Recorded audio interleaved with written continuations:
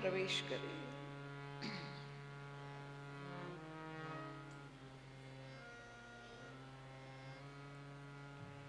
श्री राम जय राम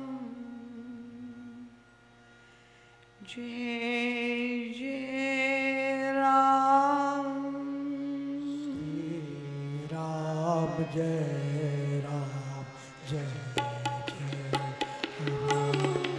श्री राम जय राम जय जय राम। श्री राम जय राम जय जय राम। श्री राम जय राम जय जय राम।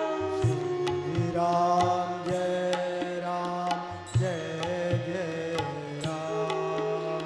श्री राम जय राम जय जय राम।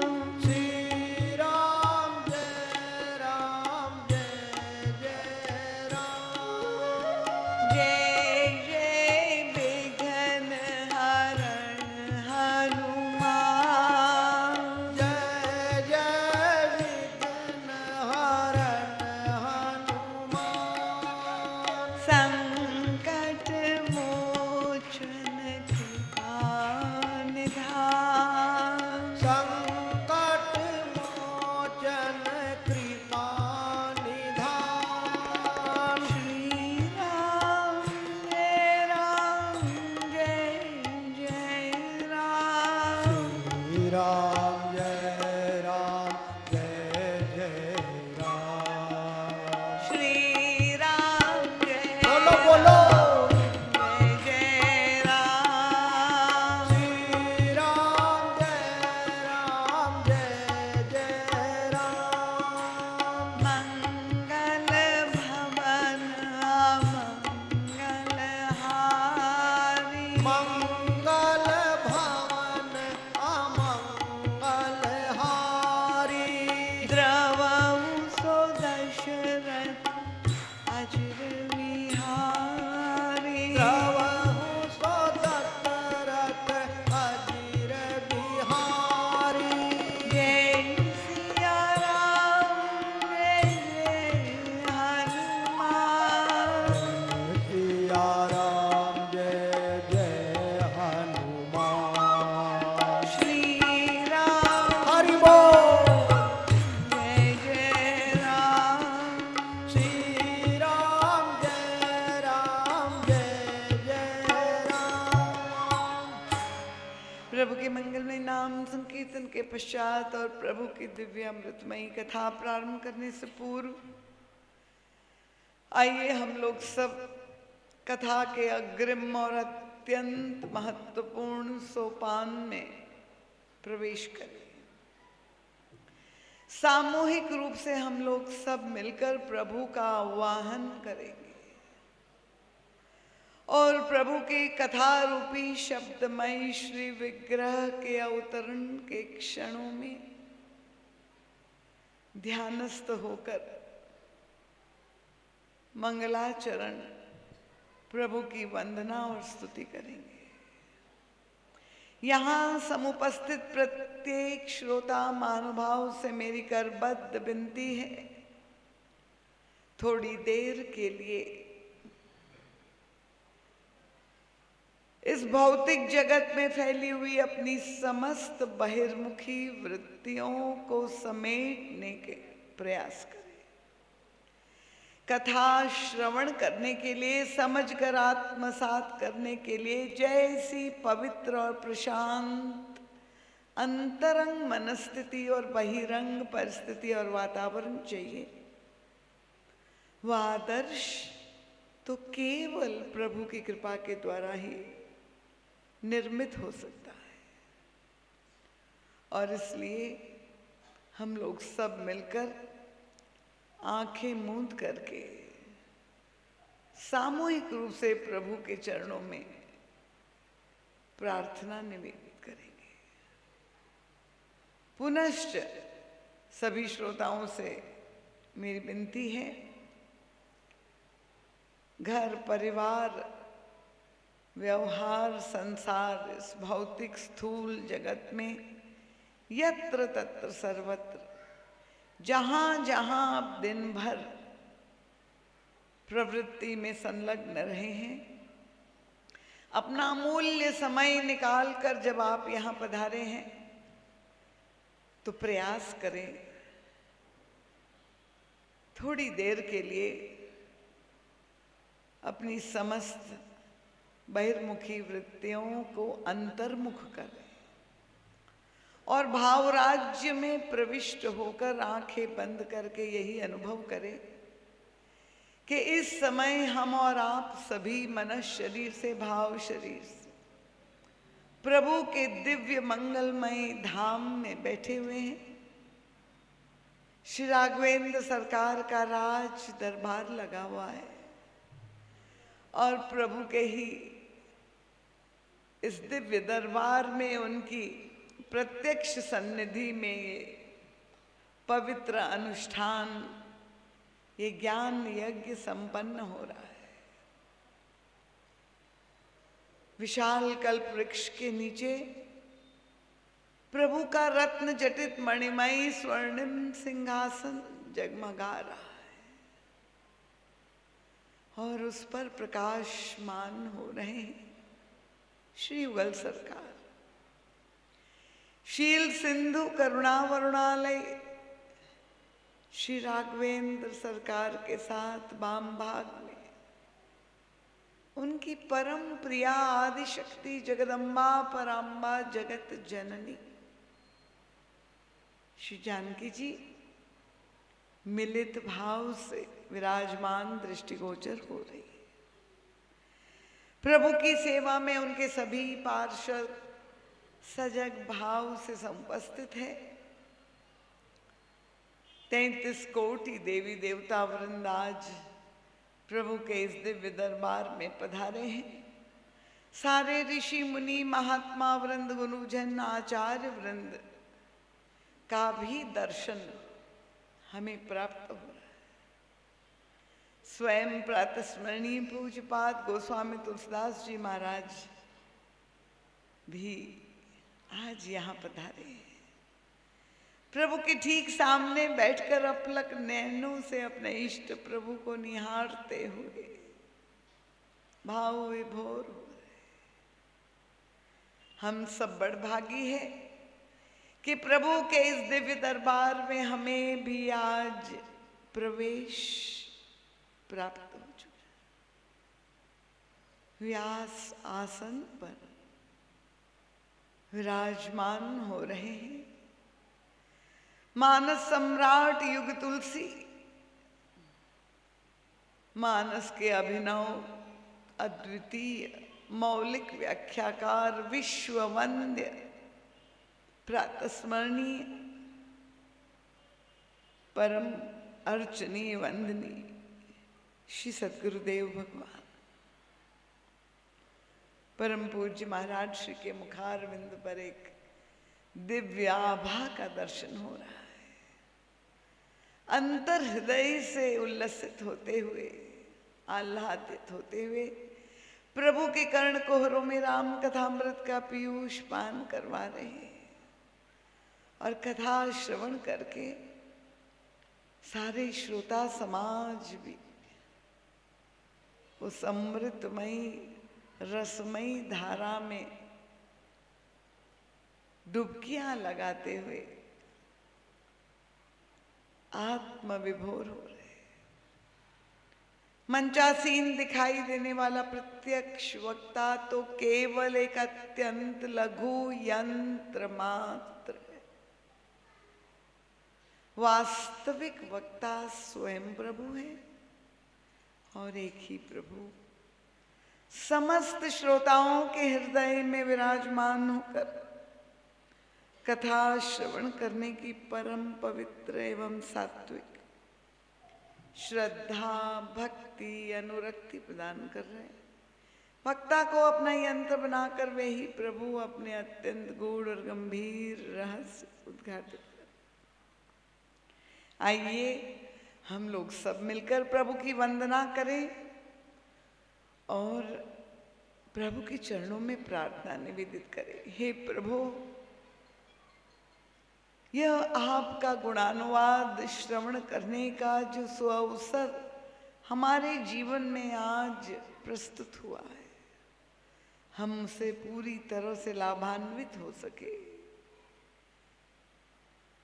यह कथा हमारी जीवनी शक्ति, रक्त शक्ति बन जाए। कथा श्रवण करके, हृदयंगम करके, आत्मसात करके हम जीवन में उसे चरितार्थ कर सके, जिससे हमारे संपूर्ण जीवन का रूपांतरण हो। प्रभु, हमारी वाणी में, विचारों में, भावनाओं में, दृष्टिकोण में, आचरण में, स्वभाव में परिवर्तन आए। हमारा अंतर और बाह्य जीवन समुन्नत हो। प्रभु, हमारे घर में, परिवार में, समाज में, संपूर्ण राष्ट्र में, इस अखिल विश्व में प्रभु सुख और शांति की स्थापना। कथा में आने वाली समस्त विघ्न, बाधाएं, संकट और अवरोध, चाहे हमारे अंतर जगत के हो, बाह्य जगत के हो, हे प्रभु, आपकी कृपा के द्वारा ये सारी समस्याएं, विघ्न, बाधाएं समूल रूप से नष्ट हो जाए। और जिस उद्देश्य से आपने हमें यह अमूल्य मनुष्य शरीर प्रदान किया है, इसी देह में रहते हुए जीवन के चरम और परम लक्ष्य को हम प्राप्त कर सकें, यही प्रार्थना हम लोग सब मिलकर प्रभु के चरणों में निवेदित करेंगे। सर्वप्रथम ओमकार मंत्र, प्रभु के निर्गुण रूप प्रणव मंत्र का सस्वर ध्यान करेंगे। उसके पश्चात प्रभु के सगुण श्री विग्रह की वंदना और स्तुति करेंगे। पुनश्च सभी श्रोता महानुभाव से मेरी करबद्ध विनती, थोड़ी देर के लिए इस भाव जगत में डूबकर प्रभु की इस अत्यंत मनोरम झांकी का साक्षात्कार अपने अंतर हृदय में प्रभु से जुड़ा हुआ परमानंद, परम शांति का स्पंदन का बोध प्राप्त करने का प्रयास करें।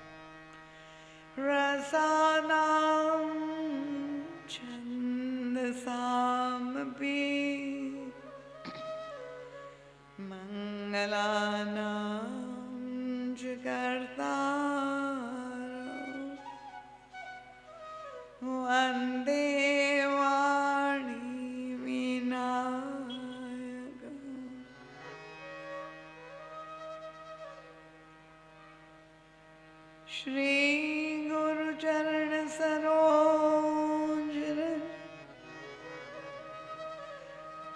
निज मन कुर सुधार, मरणो रघुवर विमल यश, जोदायक फल चार, बुद्धिहीन तनु जानिके, सुमिरो पवन कुमार,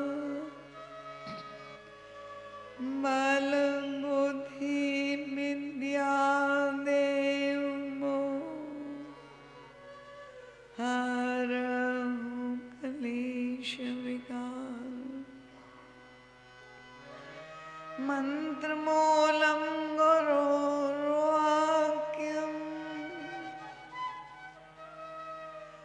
पूजामूलं गुरोर्पदम्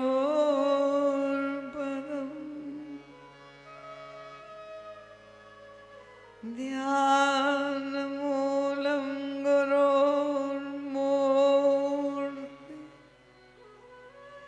मोक्षमूलं गुरोर्कृपा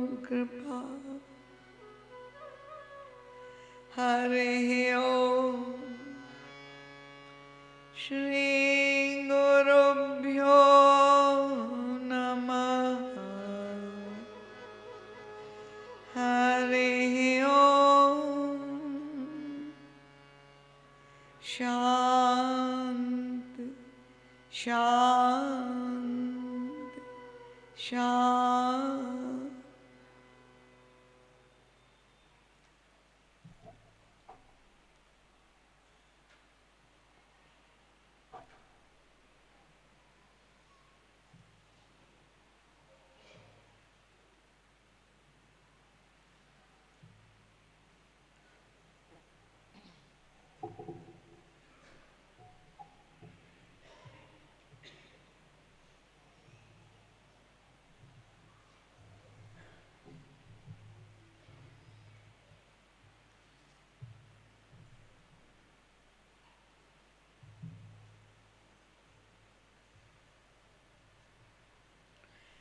भवानी शंकरो वन्दे श्रद्धा विश्वास रूपिणो याभ्या विना न पश्यन्ति सिद्धा स्वान्तस्थमीश्वरम्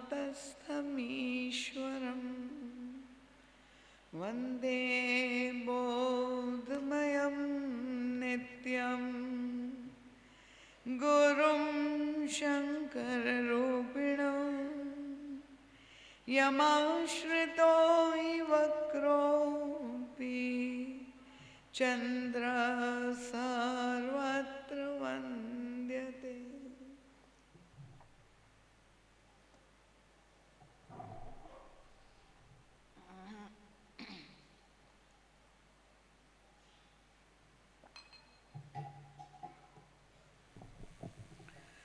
प्रभु के मंगलमय दिव्य नाम स्मरण के साथ सर्वप्रथम मैं अपने परमाराध्य प्रातः स्मरणीय परम वंदनीय अर्चनीय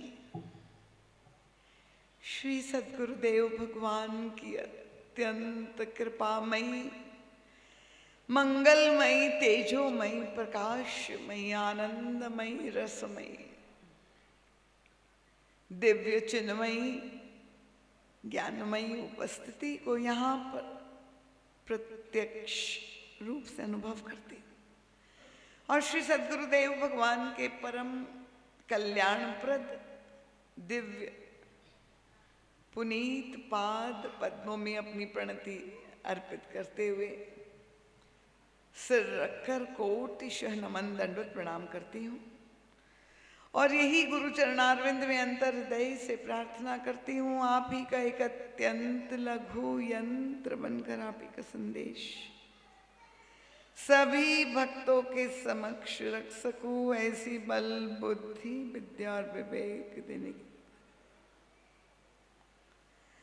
गुरु चरणों से अनंत हृदयाशीष कोटिशः मंगलाशीष प्राप्त करके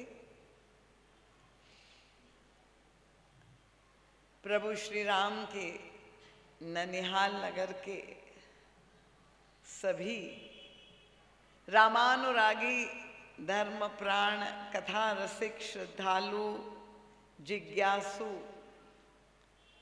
प्रबुद्ध एवं सुधी श्रोता महानुभाव वंदनीय मातृशक्ति सुदूर से पधारे हुए सभी आगंतुक जिज्ञासु भक्तवृंद सभी विशिष्ट विभूतियां जो यहाँ पर समुपस्थित है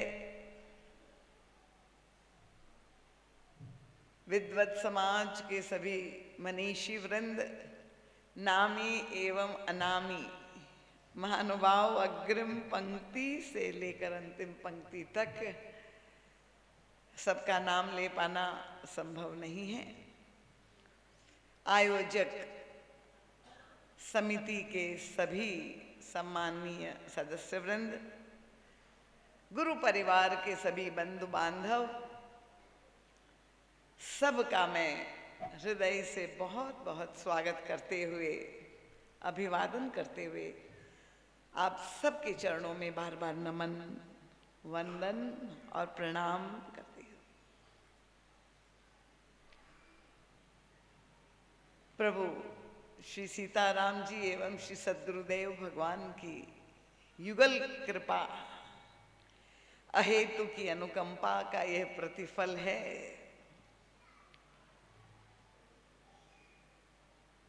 एक विभीषिका से निकलकर कुछ सालों के अंतराल के बाद में पुनश्च अपनों के बीच में बैठ करके ये गुणानुवाद कथन श्रवण करने का सुअवसर पुनः प्राप्त हुआ है।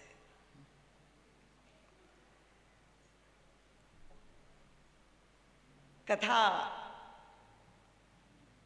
प्रसंग को लेकर मेरे मन में बड़ा उहापो था।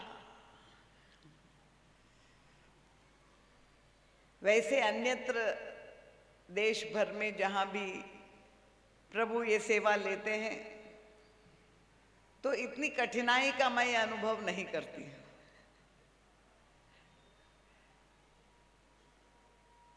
जितना यहाँ पर, और क्योंकि यहाँ की कथा मेरे लिए एक विशेष महत्व की कथा है, मेरे हृदय में एक विशेष स्थान है। यहाँ आकर मुझे ऐसा लगता है कि मैं अपने परिवार के बीच में बैठ करके ही जो है गुरुदेव के अनेक रूप,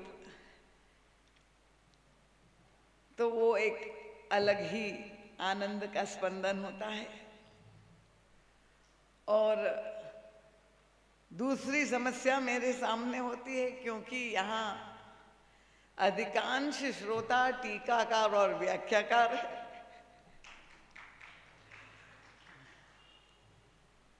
तो ये तो प्रबोधिनी कथा है, और जहाँ ऐसे वक्ता और विद्वान वक्ता बैठे हो और ऐसे बुद्धिमान वक्ताओं को कथा कहना कितना कठिन है ये आप समझ सकते हैं। पर मेरी समस्या का समाधान गुरुदेव ने बहुत सुंदर ढंग से कर दिया। हमारे आदरणीय पीलाराम जी ने हर साल भी कहते हैं और आज भी बार बार जो कह रहे थे कि दीदी माँ प्रतिवर्ष आह्वान करती है कि युवा शक्ति इस कथा प्रसंग के साथ जुड़ जाए। देखिए अभी चर्चा ही चल रही है और आप देखिए कि भिलाई से चलकर इतने बालक बालिकाएं यहाँ कथा श्रवण करने के लिए आ गए। तो यहीं के एक नवयुवक ने मेरे सामने ये प्रश्न किया और उन्होंने मुझे कहा कि दीदी माँ मेरा नाम आप नहीं बताएंगी। मैंने कहा बिल्कुल ठीक है। उनका ये हमारी छत्तीसगढ़ में गोष्ठी की परंपरा ऐसी बन चुकी है कि साल भर जो है, वर्ष भर निरंतर कहीं ना कहीं किसी न किसी गांव कस्बे में सब जगह ये मानस की गोष्ठी का प्रचार हो गया है। और हमारे आदरणीय पीलाराम जी कहते ही रहते हैं कि दीदी माँ जन्म से लेके मृत्यु तक कोई भी प्रसंग हो, अब अन्यत्र सब जगह तो भागवत का प्रचलन है, पर यहाँ छत्तीसगढ़ में तो मानस का ही प्रचलन हो गया। तो इस बालक का प्रश्न था कि दीदी माँ, जहां पर इतनी गोष्ठी और इतनी मानस की चर्चा होती रहती है, पर हम लोगों में, उनके स्वभाव में, हमारे घरों में उसका प्रभाव हमको देखने को नहीं मिल रहा। जैसा परिवर्तन होना चाहिए, जैसे गोस्वामी तुलसीदास जी ने मानस में लिखा है, तो क्या, उनका प्रश्न बड़ा गहरा था कि गोस्वामी तुलसीदास जी ने मानस में जो बातें लिखी है उसकी प्रामाणिकता क्या है। और ये प्रश्न सुनकर के मुझे इतनी प्रसन्नता हुई, मुझे ऐसा लगा कि गुरुदेव ने इनके द्वारा प्रसंग का चयन कर दिया। और इतने वर्षों की मुझे जो साधना है, मुझे लगता है कि आज एक नवयुवक के मन में प्रश्न जागृत हुआ, उसकी बुद्धि में जब ये चिंता हुई, ये उत्कंठा हुई, जानने की इच्छा हुई, तब मुझे लगा कि यहाँ जो आयोजन किया है वो सार्थक हो गया।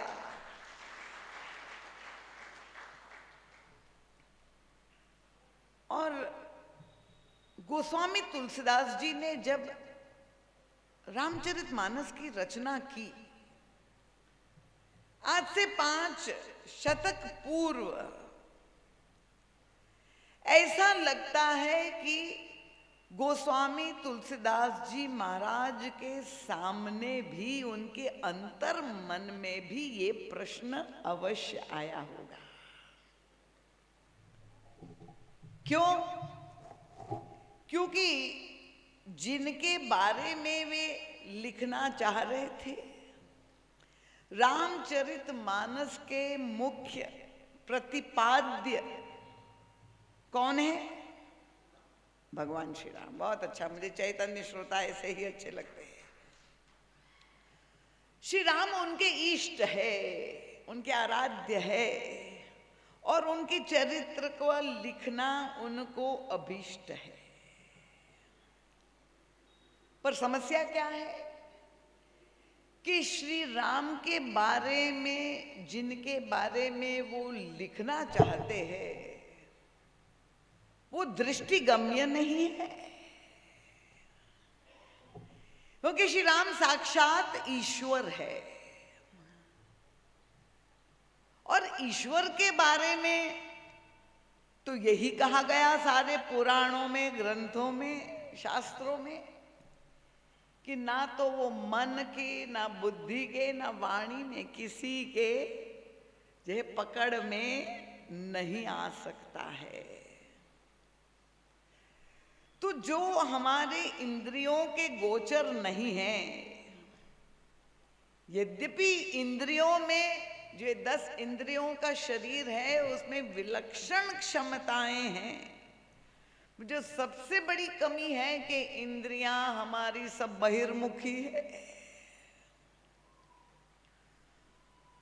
और जिस प्रतिपाद्य ईश्वर, अब वो कहां पर है, उनको देखना है।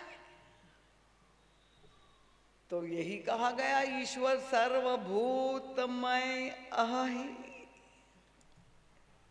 वो तो सर्वव्यापी है, घट घटवासी है, और वो बाहर ही नहीं, वो तो कितनी बड़ी विडंबना है कि वो हमारे भीतर बैठा हुआ है। अंग संग हमारा नित्य संगी है। और गोस्वामी तुलसीदास जी ने तो कहा कि देखिए जीव की विडंबना, निकट ही रहत दूरी जनि खोयो। उस ईश्वर की खोज में हम लोग कहां कहां की यात्रा करते हैं। तीर्थ यात्रा करते हुए हमारे आदरणीय भैया राम राजेश जी पूरे भारतवर्ष में भगवान की खोज में तीर्थ यात्रा करते हुए सपत्नीक आनंद अभी लिया। कहां कहां जाते हैं तो उस ईश्वर को खोजने के लिए। इसलिए गोस्वामी तुलसीदास जी ने समझ लिया कि श्री राम के बारे में कुछ भी कहने और लिखने से पहले उनको देखने की दृष्टि प्राप्त करनी होगी। और इसलिए देखिए कि मानस की जो रचना की आलोचक प्रत्येक युग में रहे हैं और गोस्वामी तुलसीदास जी के भी आलोचक रहे। क्योंकि गोस्वामी तुलसीदास जी ने जब मानस प्रारंभ किया तो निष्ठा को बहुत अधिक महत्व दिया गया। उपासना शास्त्र में अनन्यता की बात कही गई और अन्य साहित्यकारों के ग्रंथों की रचनाओं को हम देखते हैं तो लगता है सूरदास जी महाराज जिनके इष्ट भगवान श्याम सुंदर है, तो वे जब सूर सागर की रचना करते तो सबसे पहले अनन्यता के नाम पर अपने प्रभु बाल कृष्ण की ही वंदना करते हैं। पर गोस्वामी तुलसीदास जी ने आप देखिए ना प्रारंभ में श्री राम की वंदना की और वंदना राम की प्रारंभ में ही नहीं की, ना आदि में राम कथा लिखी और ना समापन में भी राम कथा लिखी। अब कुछ आलोचकों ने गोस्वामी तुलसीदास जी की निष्ठा को लेके प्रश्न उठाया, क्योंकि गोस्वामी तुलसीदास जी परंपरा के अनुसार गणेश जी सरस्वती जी की वंदना करते हुए सबसे पहले स्मरण करते हैं भगवान देवाधिदेव शिव जी का, और शिव जी को पार्वती जी के साथ स्मरण करते हैं। और क्यों उनका स्मरण करते हैं?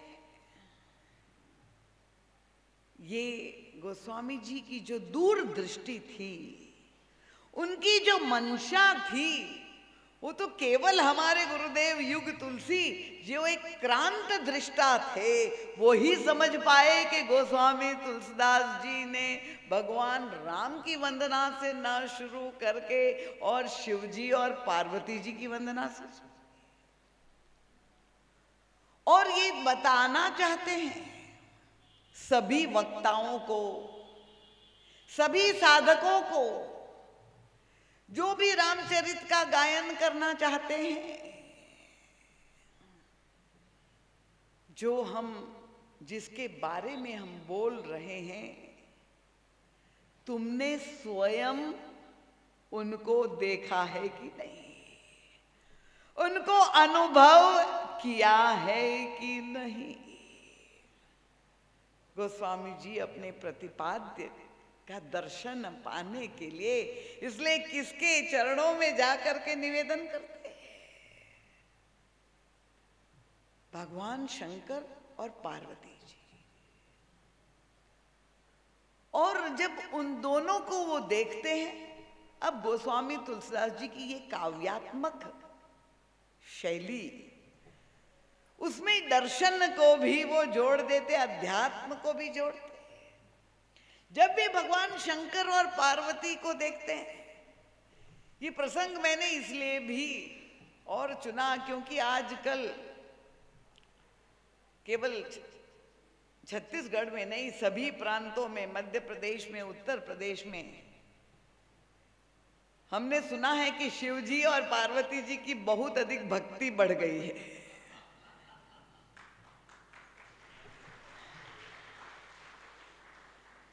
और माताएं विशेष रूप से सुबह सुबह शिवालय में जा करके जो है जल चढ़ा रही है। तो मुझे कुछ लोगों ने कहा कि आजकल पत्रकार ने मुझे प्रश्न पूछा, दीदी माँ एक नई परंपरा चल पड़ी है, संतों के दरबार लगने लगे हैं और चमत्कार के प्रति रुझान दिखाई दे रहा है। लाखों की संख्या में, हजारों की संख्या में भीड़ जुट रही है। तो स्वाभाविक रूप से हमारे अमान सिंह भैया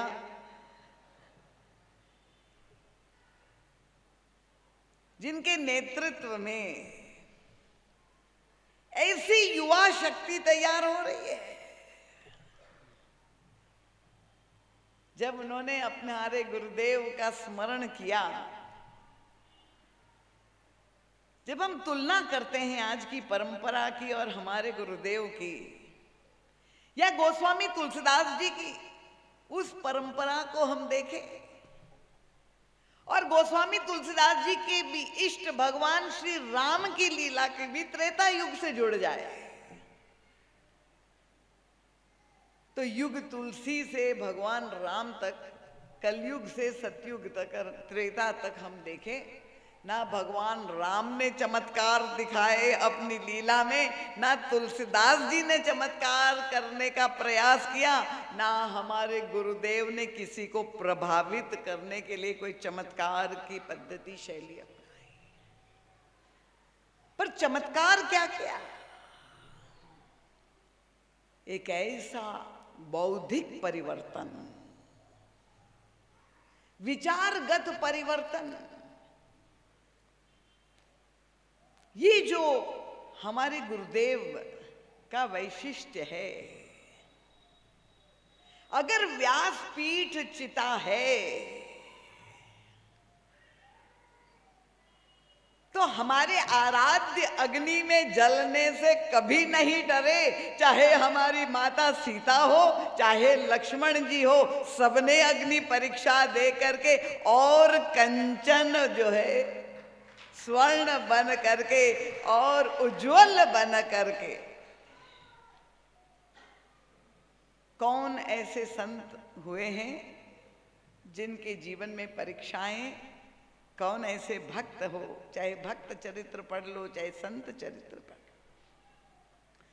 तो गोस्वामी तुलसीदास जी चाहते हैं कि जो प्रभु सबको सुलभ है और जो हमारे भीतर बैठे हुए, जो हमारे अंग संग है, उनको खोजने के लिए दूर जाना नहीं है, बस इतना ही है कि वो दृष्टि हमें प्राप्त हो जाए। और वो दृष्टि कौन सी है? तो कहते हैं ये बाह्य चक्षु जो हम सबके पास है, उसके द्वारा तो आपको उनका दर्शन नहीं होगा। उसके लिए आपको जो अंतश्चक्षु चाहिए वो श्रद्धा और विश्वास के दो चक्षु चाहिए। देखिए, यहां से हमारी आध्यात्मिक यात्रा, हमारी साधना प्रारंभ होती है और वे सबको निमंत्रण देते हैं। अब इतना गूढ़ गंभीर विषय श्रद्धा और विश्वास की परिभाषा, वो दृष्टि हमें कैसे प्राप्त हो, और गोस्वामी तुलसीदास जी इसको कितना सरल करके एक कहानी के द्वारा हमें समझा देते हैं। जब भगवान शंकर और पार्वती को वो देखते हैं तो उनको लगता है कि श्रद्धा ने मूर्त रूप धारण कर लिया है। जब वो भगवान शंकर का दर्शन करते लगता है तो उनको लगता है कि ये मूर्तिमान विश्वास ही हमारे सामने खड़े हैं। तो भगवान शंकर और पार्वती की शरण में जब हम चले जाएंगे, उनकी कृपा होगी तभी हमें वो दृष्टि प्राप्त होगी, वो हमारे अंतश्चक्षु खुल जाएंगे, जिससे हमारे भीतर बैठे हुए प्रभु हमारे आत्मस्वरूप का हमें बोध हो जाएगा। कितना सरल कर दिया। भवानी शंकर वंदे श्रद्धा विश्वास रूपिणौ।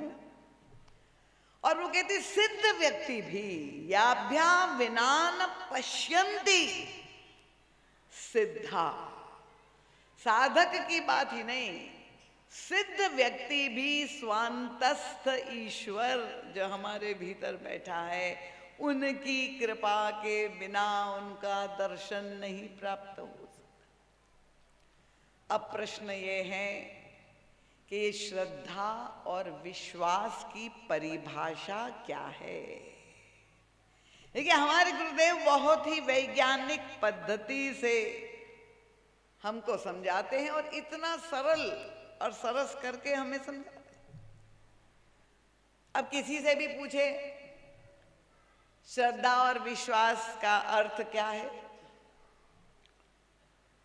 एक स्थान पर कथा हो रही थी, मैंने एक देवी से पूछा, उनका दीदी माँ ये तो दोनों एक दूसरे के पर्यायी शब्द ही लग रहे हैं। श्रद्धा का मतलब विश्वास, विश्वास का मतलब श्रद्धा। पर नहीं, ये दोनों पृथक पृथक वस्तु है। हमारे गुरुदेव समझाते हैं श्रद्धा और विश्वास में अंतर है। अंतर क्या है, ध्यान से सुनिए। मैंने प्रारंभ में आप लोगों को जो है ये याद दिलाना मैं भूल गई, केवल शरीर से आपकी उपस्थिति ना हो, शरीर के साथ आप मन, बुद्धि और चित्त को लगा करके सुनेंगे, क्योंकि ये एक शिविर मैं मानती हूं, आत्मनिरीक्षण का शिविर है। ये आप अपना अमूल्य समय जब निकाल करके आए हैं तो हम वह दृष्टि प्राप्त करना चाहते हैं जिससे हमारे जीवन का परिवर्तन हो और हमारी निज जीवन की जो भी समस्याएं हैं, क्योंकि गोस्वामी तुलसीदास जी की शैली बहुत ही विलक्षण है।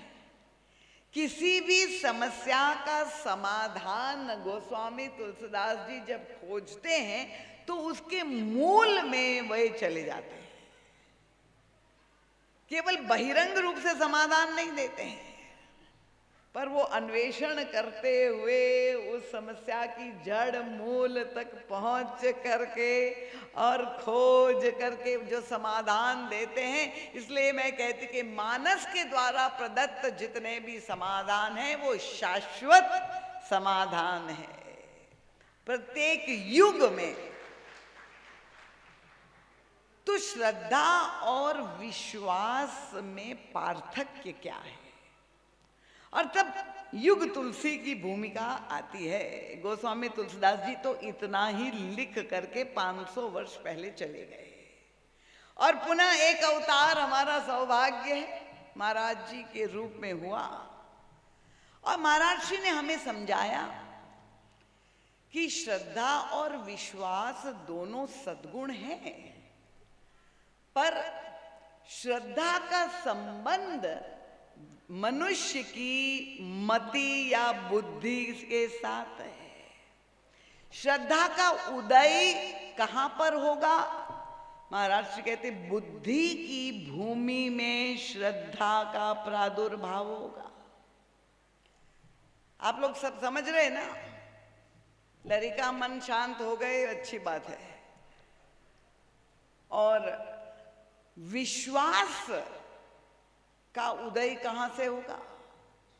उनका विश्वास का संबंध व्यक्ति के हृदय से होता है। तो एक का संबंध बुद्धि से, एक का संबंध हृदय से, ठीक है। महाराज जी कहते हैं दूसरा अंतर क्या है कि श्रद्धा मानो साधन है, एक माध्यम है, साधना है, और विश्वास उसका प्राप्तव्य है। अगर श्रद्धा प्रथम सोपान है तो विश्वास उनका परम लक्ष्य है। समझ में आ गया? और अंत तो गत्वा, अब ये श्रद्धा और विश्वास का जब चरम में दोनों एकाकार हो जाते हैं, दोनों का मिलन होता है, इस पूरी कथा को, इस पूरे सूत्र को शिवजी और पार्वती जी की कथानक के द्वारा परम पूज्य महाराज श्री हमको समझाते हैं।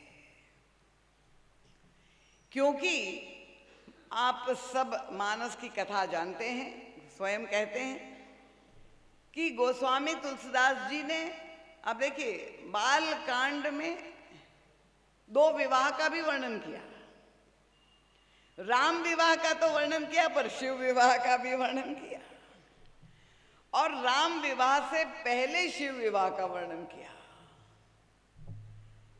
तो राम और सीता का मिलन, ये तो मानो भगवान और भक्ति देवी का मिलन है।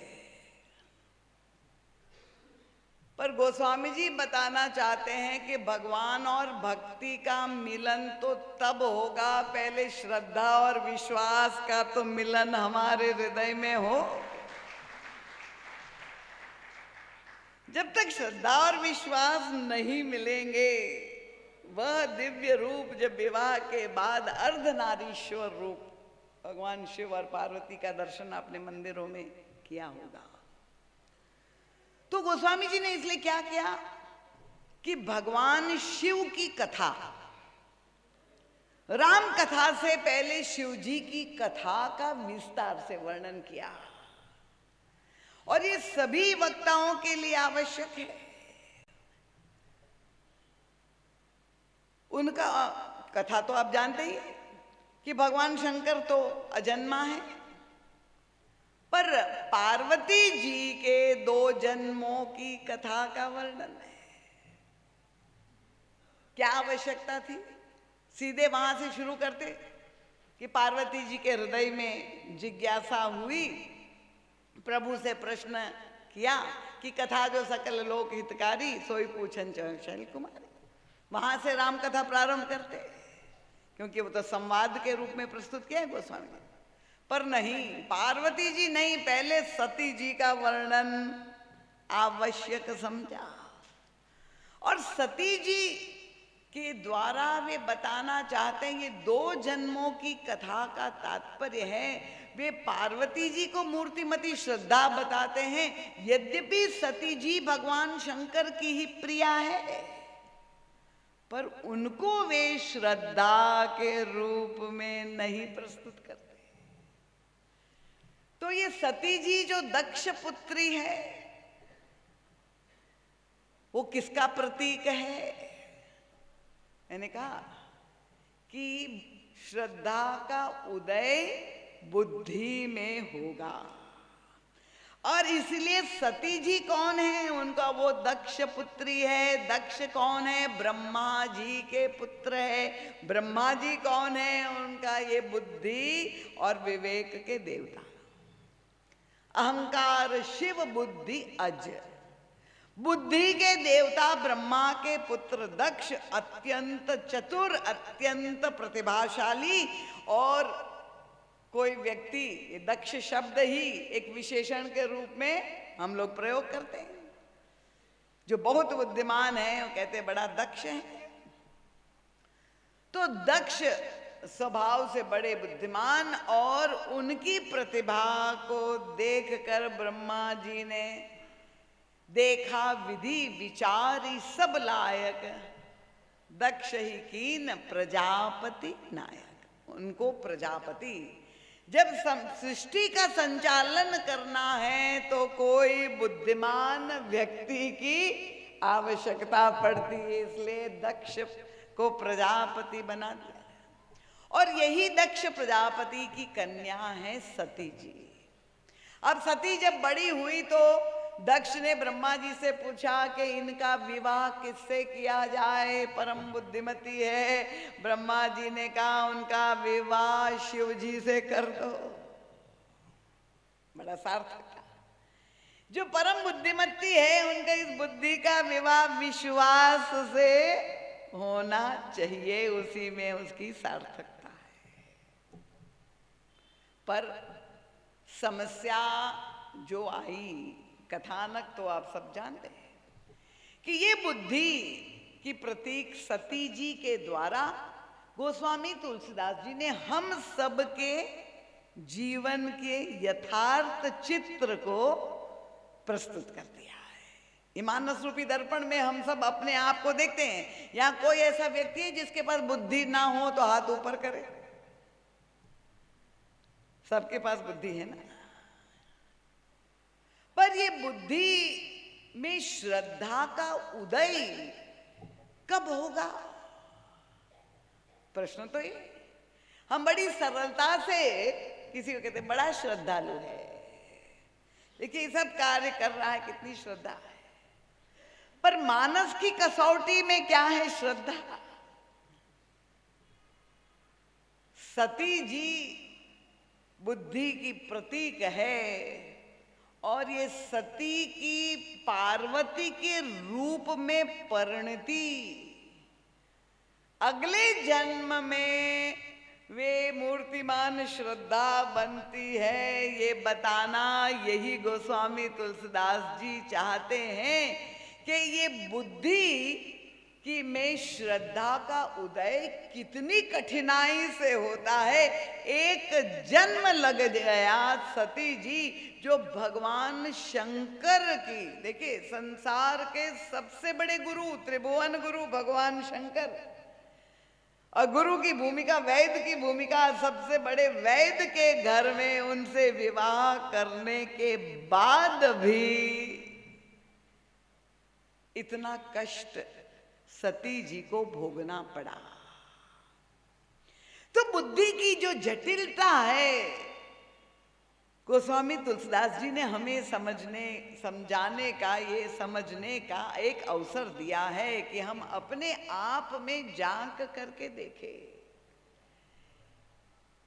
और हमारी बुद्धि में श्रद्धा का उदय हुआ है कि नहीं, ये कसौटी हमें खुद, दूसरी की ओर मत देखिएगा।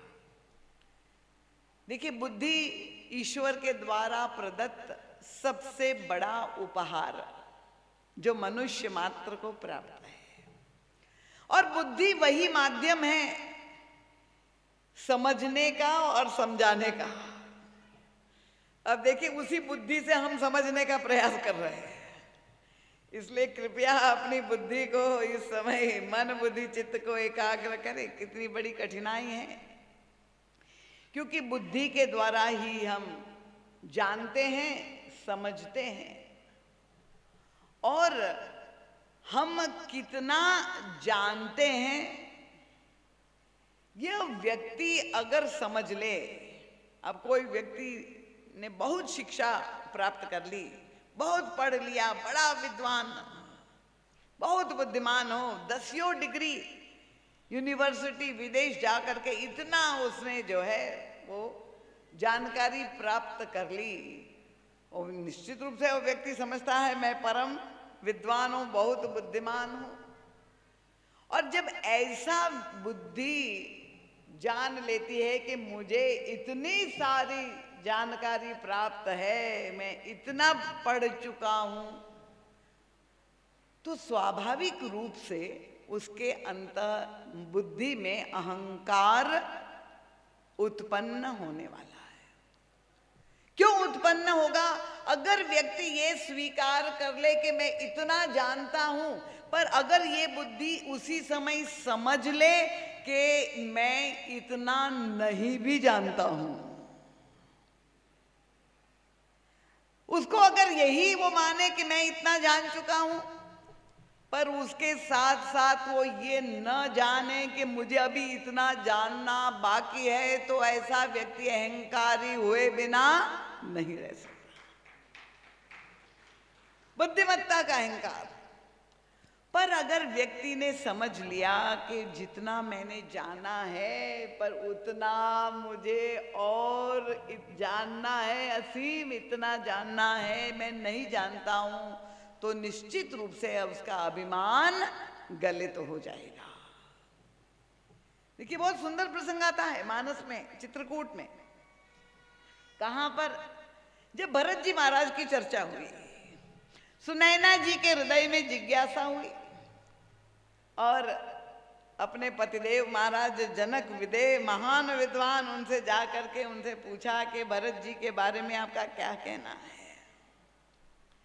और तब जनक जी जैसे ज्ञानी ने कहा, देवी मैं दावे से कहते हूं मेरी बुद्धि का प्रवेश जहां तक है, धर्म राज नय ब्रह्म विचारो, यहां जथामति मोर प्रचारो। धर्म के क्षेत्र में, राजनीति के क्षेत्र में, वेदांत के क्षेत्र में, ब्रह्म विद्या में मेरी बुद्धि का प्रवेश है। पर जिनके बारे में आपने जिज्ञासा व्यक्त की है श्री भरत जी महाराज, ते महान ज्ञानी जनक ने भी अपने हाथ जोड़ करके कहा कि भरत महामहिमा सुनु रानी। उनको उनके भरत जी महाराज के व्यक्तित्व की था नापना मेरे लिए संभव नहीं है। उनका कोई उनको जान नहीं सकता है, एक को छोड़ कर।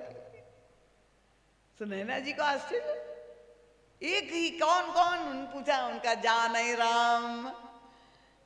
कि बहुत अच्छी बात है, मैं अभी अपने जमाई से पूछ जाऊंगी, दामाता से, कि जाके बताओ भरत के बारे में। उनका देवी ये भ्रम में मत पड़ो, वो जान है राम, पर वो भी असमर्थ है, न सकही बखानी, वो भी नहीं वर्णन कर सकते। तो जनक जी महाराज भी अपनी असमर्थता, इसका मतलब यही हुआ।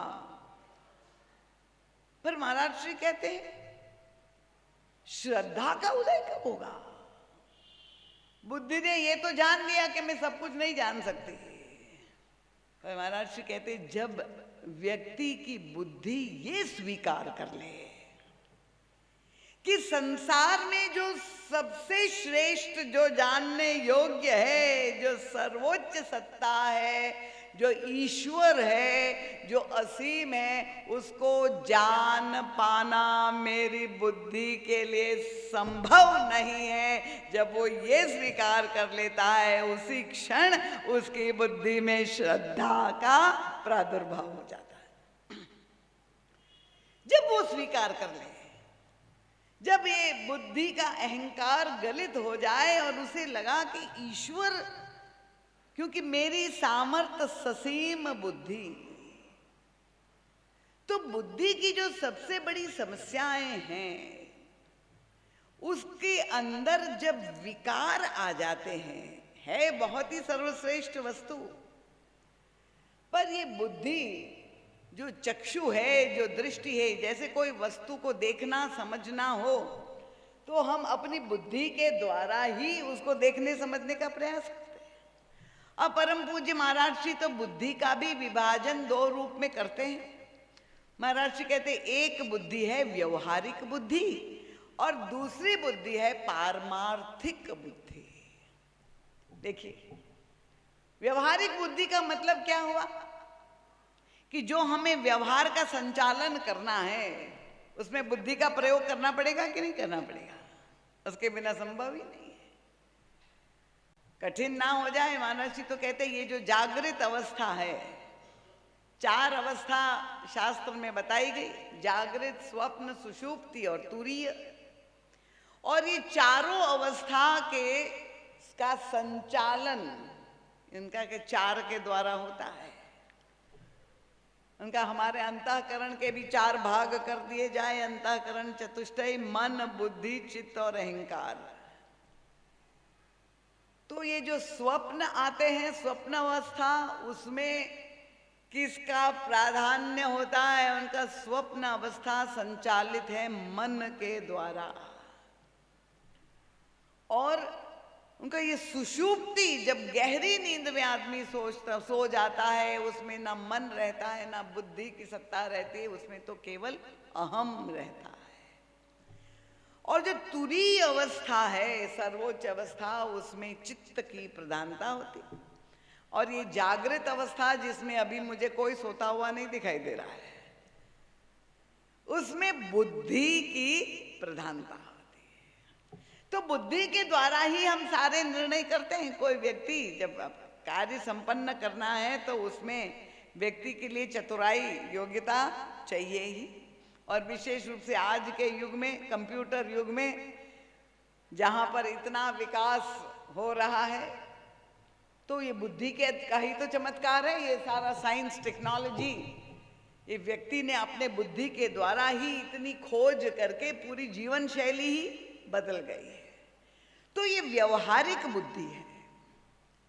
पर ये आवश्यक नहीं कि जो व्यक्ति व्यवहार में बहुत कुशल हो, बहुत निपुण हो, पर उसकी पारमार्थिक बुद्धि भी उतनी जो है वो सिद्ध हो। महाराज श्री दृष्टांत दिया करते थे, मुझे याद आ गया। अकबर बीरबल का नाम आपने सुना होगा। और अकबर जब बीरबल की जो चुटकुले अक्सर पढ़ते हैं, और उनकी जो प्रत्युत्पन्न मति थी, गोस्वामी तुलसीदास जी के महाराज के पास आए उनके मित्र। अकबर के, आप जानते हैं, 9 रत्न थे और उनमें बीरबल एक था। और बीरबल जो है प्रभावित करता रहता था, और जो है अकबर उनको इनाम देता रहता।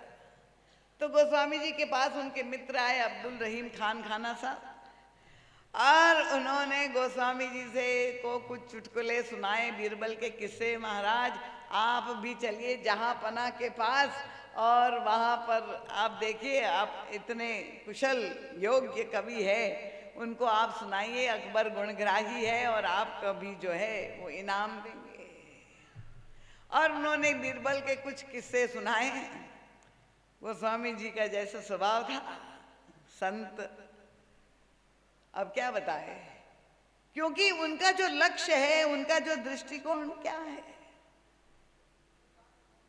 उन्होंने यही कहा। हम अभी हमारे अमान सिंह भैया ने वही तो सुनाया कि हौ चाकर रघुबीर के पठाओ लिखो दरबार। उनका एक राजा के दरबार में मैंने पट्टा लिख दिया है आजीवन, तो अभी दूसरे दरबार में कैसे जा सकता है।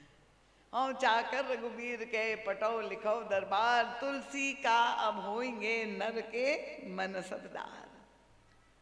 तो राजा राम के दरबार में मैंने तो पट्टा लिख दिया, पर बीरबल के लिए कहा उन्होंने कि हाँ, राजा को प्रसन्न करने वाली बुद्धि है, पर ईश्वर को रिझाने वाली बुद्धि बीरबल के पास नहीं है। तो पारमार्थिक बुद्धि, तो बुद्धि की जो विभिन्न कक्षाएं हैं, मति सर्वश्रेष्ठ वस्तु है, पर जो सबसे बड़ी समस्या है, सूत्र में केवल आपके सामने ये बात कहे कि मति संग दोष के द्वारा प्रभावित हो जाती है। देखिए, यहां पर सूत्र गीता और मानस का जुड़ जाता है। भगवान श्री कृष्ण के समक्ष अर्जुन ने ये प्रश्न किया था, हे वार्ष्णेय, मेरे सामने ये बार बार प्रश्न आता है कि मैं सब कुछ जानता हूं, बुद्धि से समझता हूं, पर जानने समझने के बाद अनिच्छन्नपि वार्ष्णेय बलादिव नियोजित, ये गलत है, मुझे नहीं करना चाहिए। ये जान कर भी, बुद्धि से स्वीकार्य जानने के बाद भी, बलात् हमें उस गलत दिशा में कौन ढकेल देता है। और ये केवल अर्जुन की समस्या नहीं है, हम सबके जीवन की समस्या है। और तब भगवान श्री कृष्ण ने उत्तर दिया कि काम एष क्रोध एष रजोगुण समुद्भव। हे अर्जुन, ये जो 3 विकार है, त्रिदोष है, काम क्रोध लोभ, जो व्यक्ति के अंतःकरण में विद्यमान है वे ही उन्हें उस दिशा में धकेल देते हैं। और तब अर्जुन का अगला प्रश्न था कि भगवान ये बताइए, ये काम क्रोध और लोभ का निवास कहाँ पर है?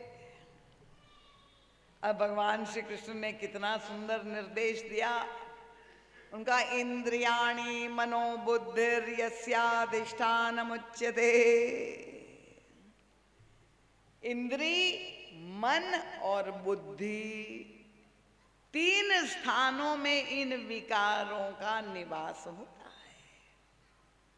और अब अगर समस्या केवल इंद्री और मन तक हो, ये जो विकार है, ये जो रोग है, अगर हमारी इंद्रियों को ग्रस ले, में हमारे मन को विकृत कर दे, तब तक इतनी चिंता का विषय नहीं है।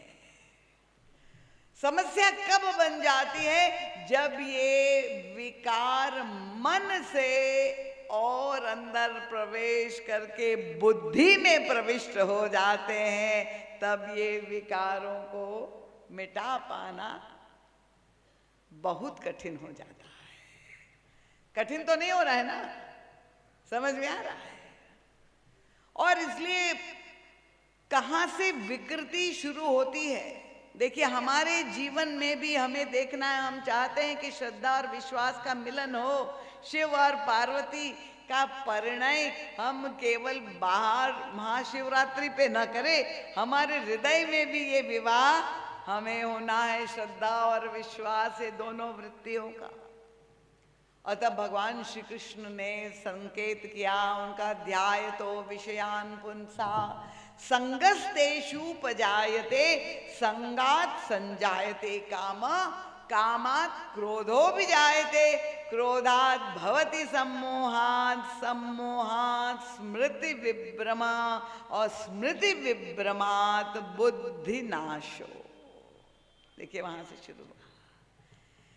परम पूज्य महाराज जी कहते हैं, गीता की, वो हर साल मैं आपके सामने ये बात कहती हूँ। उस पत्रकार ने जो महाराज जी से पूछा था कि गीता, क्योंकि विशेष रूप से हमारे सम्माननीय प्रधानमंत्री ने गीता का जो प्रचार पूरे विश्व में वे कर रहे हैं, जहाँ भी जाते हैं गीता को भेंट करते हैं राष्ट्रीय ग्रंथ, धर्म ग्रंथ के रूप में।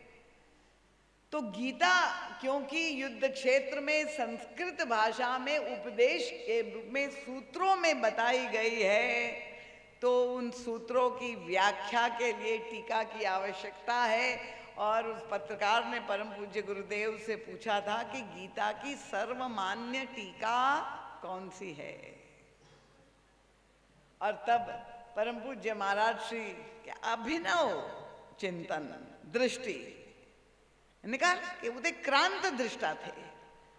उनका सभी टीकाएं धन्य हैं जिन्होंने भी लिखी है, महान विद्वानों ने, पर मेरी दृष्टि से गीता की सर्वश्रेष्ठ टीका रामचरितमानस है। तालियां बड़ी कमजोर है, मतलब ये टीकाकार स्वीकार नहीं कर रहे हैं। और तब वो प्रश्नकर्ता ने महाराज जी से दूसरा प्रश्न किया, महाराज जी ये समझ में नहीं आई आपकी बात, आप उसको प्रमाण करके बताइए कैसे हो सकता है।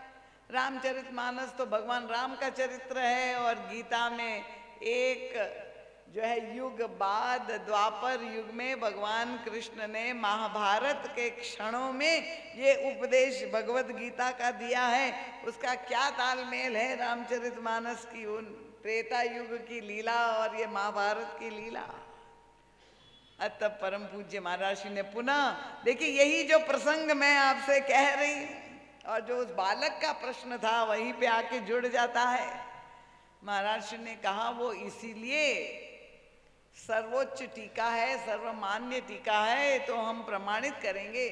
भगवान तो एक ही है, राम और कृष्ण, पर पर उन्होंने त्रेता में अवतरित होकर ये सारे जितने भी उपदेश दिए, पहले उन्होंने उसको स्वयं चरितार्थ करके दिखा दिया, फिर एक युग बाद उपदेशक बने और दूसरों को गीता सुनाई। और इसीलिए प्रभावशाली वक्ता तब बनता है जिसने स्वयं देखा, स्वयं आचरण में उतारा, स्वयं चरितार्थ किया, और तब वो जब दूसरे को उपदेश देगा तब लोग उसको स्वीकार करेंगे। और नहीं तो आपकी कथनी में और करनी में अंतर है तो कोई परिवर्तन नहीं होगा। तो गीता में जो भगवान कृष्ण ने कहा है, परम पूज्य महाराज श्री कहते हैं कि यही मानस में वो सारे सूत्र दिखाई देते हैं कि विकार हमारे मन में आए, हमारी इंद्रियों में आए, पर उसके ऊपर एक सत्ता और प्रभु ने हमें दी है, वो है बुद्धि। और बुद्धि कौन है? उनका न्यायाधीश की भूमिका में है, निर्णायिका शक्ति है, जो हर समय अगर व्यक्ति सजग है तो आपकी बुद्धि आपको दिग्दर्शन देती रहती है, ये करना चाहिए, ये नहीं करना चाहिए, ये सच है, ये झूठ है, ये उचित है, ये अनुचित है। कहती है कि नहीं बुद्धि आपकी? कहती है? नहीं कहती है? अगर नशे में हो तब तो नहीं बोलेगी। छत्तीसगढ़ में तो बहुत बड़ी समस्या है। और ये नशा जो है वो केवल बाह्य वस्तु का ही नहीं होता है, बुद्धि की एक ये बहुत बड़ी समस्या है। क्योंकि अहंकार को मद कहते हैं, और व्यक्ति थोड़ा बहुत जान ले और अहंकार से ग्रस्त हो जाए, बड़ा दुख होता है। हम तो भ्रमण करते हुए जब घरों में जाते हैं, गृहस्थ आश्रम में देखते हैं, बच्चे थोड़ा बहुत क्या पढ़ लिए, माँ बाप ने शिक्षा ग्रहण नहीं की, और माँ बाप से कह देते अरे आप कुछ नहीं जानते, हमने पढ़ा है, हम जानते, आप क्या जानते, आप तो यूनिवर्सिटी गए नहीं, कॉलेज नहीं गए। और माँ बाप को अंगूठा छाप सिद्ध कर देते। और मैं यही सोच रही हूं कि ये संस्कार विहीन समाज अपनी बुद्धिमत्ता के नाम पर विकास कर रहा है कि विनाश की गर्त में जा रहा है। क्योंकि बुद्धि तो जहां अहंकार आ गया, बस वहीं पर उसका विकास रुक गया। वो जो एवोल्यूशन है, जो विकास होना है बुद्धि का, वह उसकी सारी गति प्रगति रुक जाती है जहां अहंकार और अन्य विकारों से वो विकृत हो जाती है। और अब कैसे निर्णय करे कि हमारी बुद्धि निर्विकार है? यानी कि ना, मानस रूपी दर्पण में झांक करके हम अपने आप के लिए कसौटी जो गोस्वामी तुलसीदास जी ने दी है, मन के रोग के लिए तो कह दिया है सबके लकी बिरला निभाए, पर ये मन के रोग और गहराई में प्रवेश करके अब बुद्धि, अब न्यायाधीश की भूमिका क्या है? कोर्ट में जाए, दोनों ओर से वकील अधिवक्ता लड़ रहे हैं, संविधान एक ही है, अपने अपने पक्ष में वे तर्क दे रहे हैं। और जितना बुद्धिमान व्यक्ति, बुद्धि में अनेक गुण हैं, इसमें एक तर्क शक्ति भी है, बहुत तार्किक व्यक्ति, बहुत बुद्धिमान व्यक्ति, बड़ी अच्छी स्मरण शक्ति, बड़ी अच्छी जो है प्रत्युत्पन्न मति, पैनी बुद्धि, तीक्ष्ण बुद्धि, कुशाग्र बुद्धि, इतने प्रकार के गुण बुद्धि में है। और वो तर्क जब करे, और न्यायाधीश की भूमिका क्या है? एक ही संविधान को लेकर के दोनों तर्क कर रहे हैं, पर न्यायाधीश को निष्पक्ष हो करके न्याय देना है, निर्णय देना, ये बुद्धि की भूमिका है। पर होता क्या है, जैसे आजकल देख रहे हैं, यहाँ कोई न्यायाधीश तो बैठा नहीं होगा, बैठे हो तो क्षमा कर दीजिए। अगर ये न्यायाधीश घूसखोर हो गया है तो वो क्या तटस्थ निर्णय दे सकेगा? नहीं। तो अगर हमारी बुद्धि रूपी न्यायाधीश में विकार घुस गए हैं, काम, क्रोध, लोभ, मोह, मद, मात्सर्य, ये अंदर प्रविष्ट हो गए हैं और बुद्धि में विकार संग दोष से केवल व्यक्ति नहीं, कोरोना वायरस की छूत रोग नहीं, उनका ध्यायतो विषयान पुंसा, केवल चिंतन से, विषय चिंतन से विकार उत्पन्न होता है मन में। और आज के मोबाइल के युग में अपने आप को बचाना कितना कठिन है, जहां हर पल नोटिफिकेशन और तुरंत ही सूचना, निमंत्रण आता है। ये विभीषिका बुद्धि के सामने जो है, आप समझ लीजिए मानस की क्यों हमें आवश्यकता है।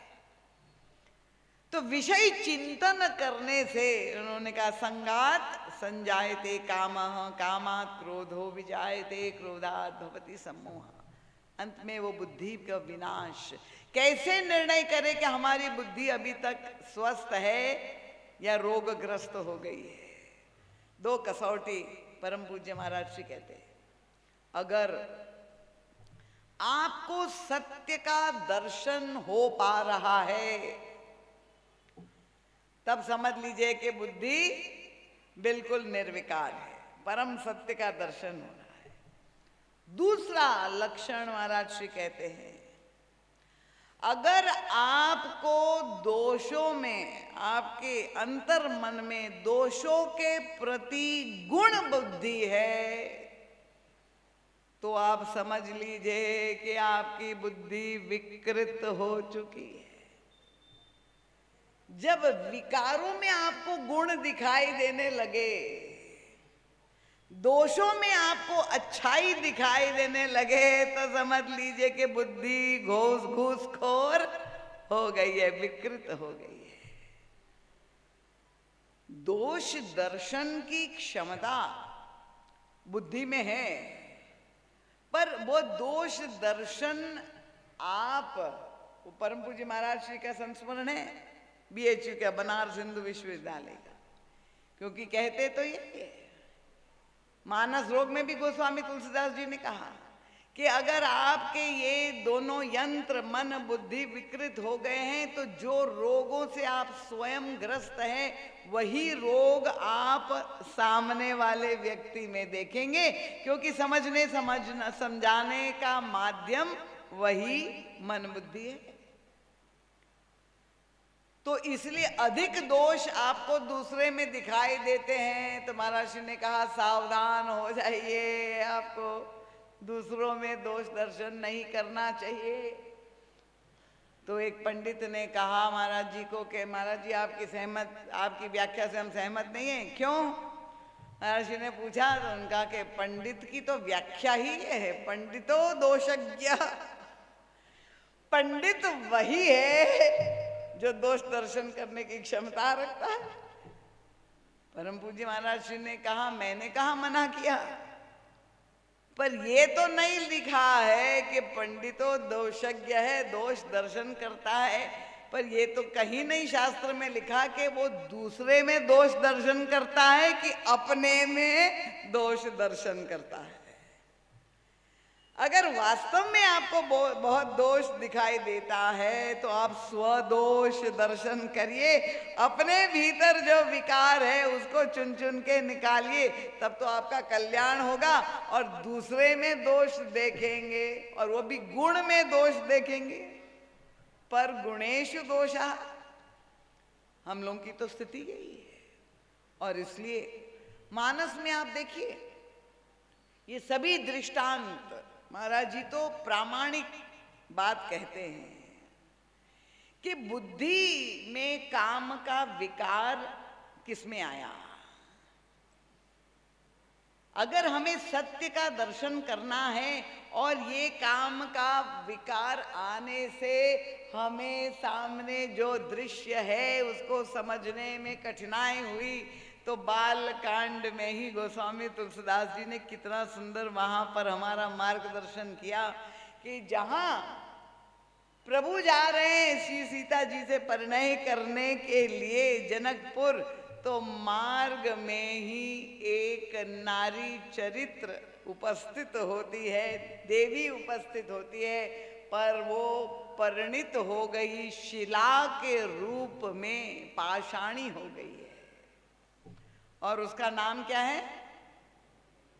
अहिल्या। बहुत अच्छा सुन रहे हैं आप लोग, इसका मतलब यही हुआ।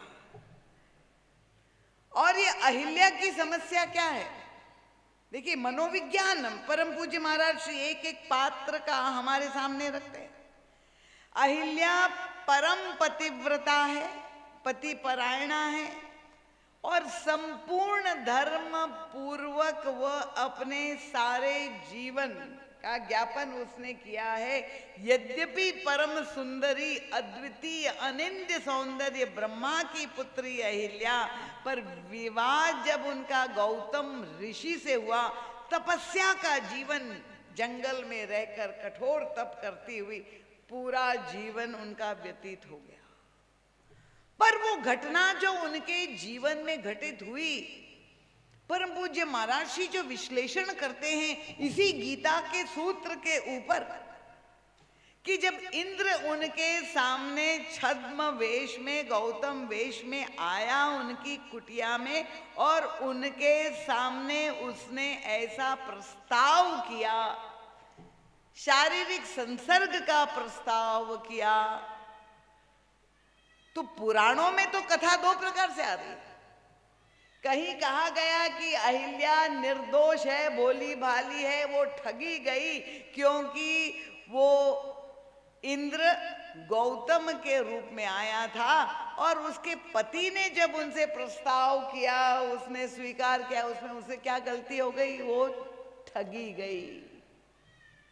पर ऐसी भी वर्णन आता है कई जगह कि अहिल्या ने पहचान लिया था इंद्र को, ये गौतम वेश में मेरे पति नहीं है, ये स्वर्गाधिपति इंद्र आया हुआ है। और ये जानने पहचानने के बावजूद अहिल्या ने अपने आप को धोखा दिया, उसने स्वीकार कर लिया कि तो मेरे पति का प्रस्ताव है। तो इस विवाद में से निकलना है, निष्कर्ष पे पहुंचना है, तो हमें युग तुलसी परम पूज्य महाराज श्री की दृष्टि प्राप्त करनी होगी, तभी ऐसे विवादों का निराकरण निकलेगा और हम उस निष्कर्ष पर पहुंचेंगे कि क्या बुद्धि धोखा खाती है या जानबूझ के अपने आप को धोखा देती है। और तब ये समझ में आता है कि अहिल्या, महाराज श्री कहते हैं, ब्रह्मा की पुत्री बुद्धि की प्रतीक है। और अहिल्या ने तपस्या की, धर्म का पालन किया, पर धर्म पालन तो हम लोग सब कर रहे हैं, पर धर्म में क्या वह क्षमता है कि व्यक्ति के हृदय में जो भोग वासना है, वो भोग वासना का विकल्प देने की क्षमता धर्म में नहीं है। आप त्याग के द्वारा, तपस्या के द्वारा आपके अंतःकरण में जो विषय वासना है उसको दबा सकते हैं, पर वो समूल रूप से मिट जाएगी, यह कोई दावे से नहीं कह सकता। कितना सूक्ष्म चिंतन है युग तुलसी परम पूज्य महाराज श्री का, कि ये मनोविकार जो गोस्वामी तुलसीदास जी कहते हैं कि हमारी बुद्धि में बीज रूप में विद्यमान होते हैं, और ये कब अंकुरित हो जाए, उनका विषय कुपथ्य पाई अंकुरे। और इसलिए महाराज जी कहते हैं मति जो हम सबके पास है उनके 3 स्तर है, मति, सुमति और निर्मल मति। देखिए 3 कक्षाएं महाराज जी समझाते हैं, ये एवोल्यूशन है हमारी बुद्धि का। और ये तो बहुत आवश्यक है। मैं बार बार इसलिए आह्वान करती हूं कि हमारी युवा शक्ति जुड़े रामचरितमानस के साथ, क्योंकि हम पाश्चात्य पद्धति से उनको पढ़ा रहे हैं, उनको शिक्षा दे रहे हैं, डिग्रियां वो प्राप्त कर रहे हैं, पर पाश्चात्य जगत में, संसार में कहीं भी यह चिंतन नहीं है जो हमारे सनातन धर्म और भारतवर्ष के पास है। ऐसा नहीं कि हमने बुद्धि को महत्व नहीं दिया, पर हमारे ऋषि मुनियों ने जो चिंतन किया, उनका बुद्धि बहुत पैनी हो, तीक्ष्ण हो, बहुत अच्छी बात है, पर कितनी पैनी और बुद्धि हमारी हो जाए, पर जब तक बुद्धि पवित्र नहीं होगी तब तक व्यक्ति का पूर्ण विकास नहीं होगा।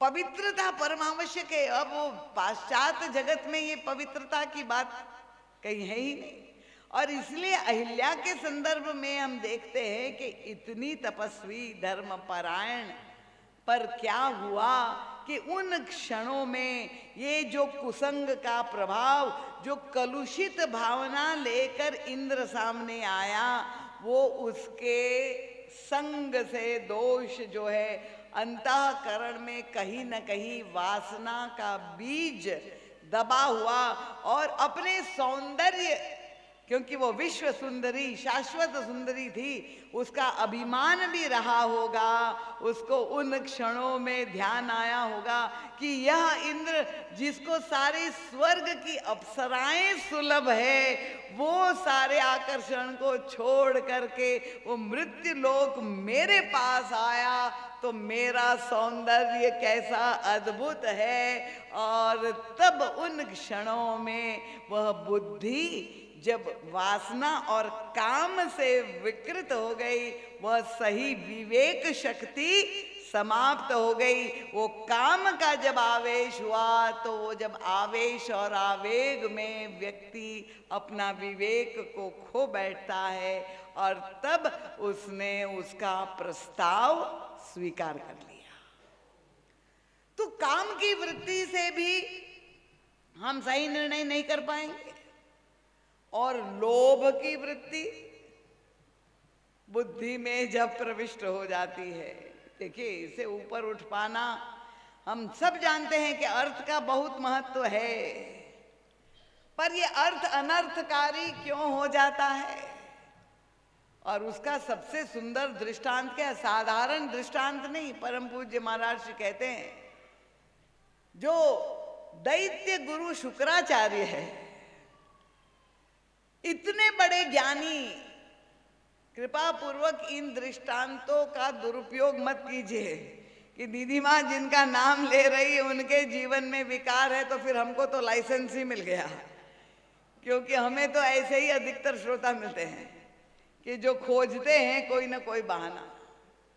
अब दैत्याचार्य शुक्राचार्य, देखिए परम सत्य का दर्शन होना, हम श्रद्धा और विश्वास की दृष्टि की बात जब कह रहे हैं, तो शुक्राचार्य के सामने भी भगवान का एक अवतार आया कि नहीं? कौन सा अवतार आया? वामन भगवान। बहुत अच्छा, भागवत भी अच्छी सुनते हैं आप लोग। और तब उन्होंने पहचान लिया भगवान को, जो वहां पर उनके चेले बलि भी बैठा था, पर वो पहचान नहीं पाया। और तब अब शुक्राचार्य जी ने जब मांग सुन ली, कथा तो आप जानते ही है, और जहां बलि को जा करके कह दो, जाके पूछा, बलि तुम जानते हो कौन आया है?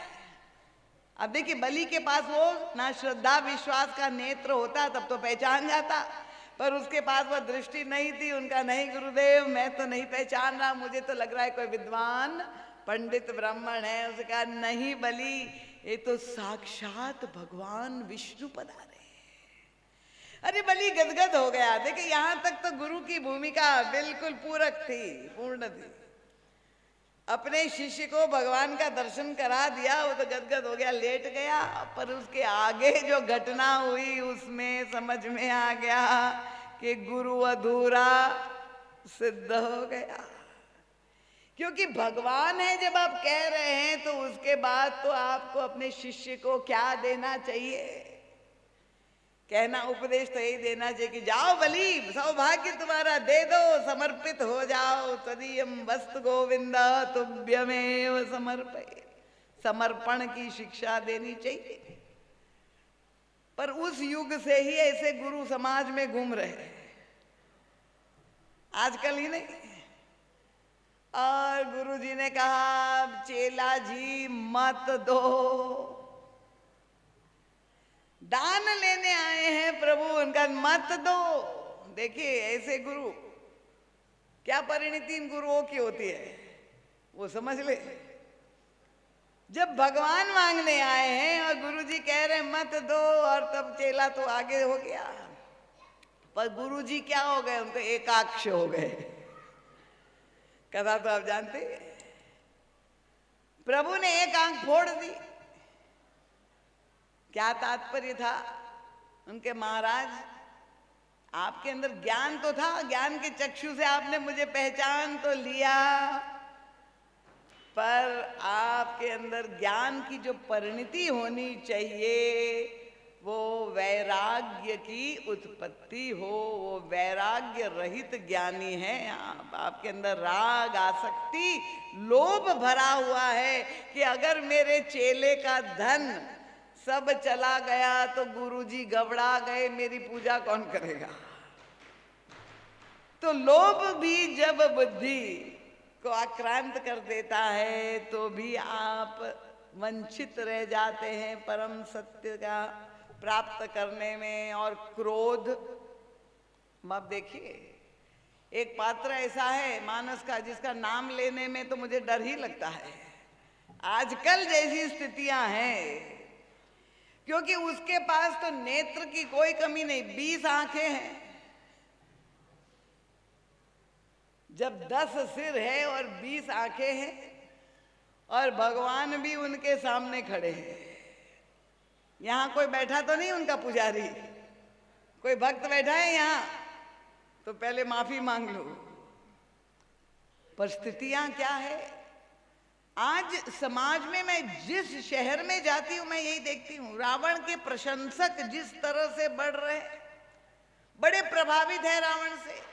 क्यों, इतना बुद्धिमान, 10 शीश, हमारी तो एक बुद्धि है, वो 10 बुद्धि है। तो जहां बुद्धि का आधिक्य है, इतना बड़ा ज्ञानी, इतना बड़ा तपस्वी, इतना बड़ा ज्योतिषी,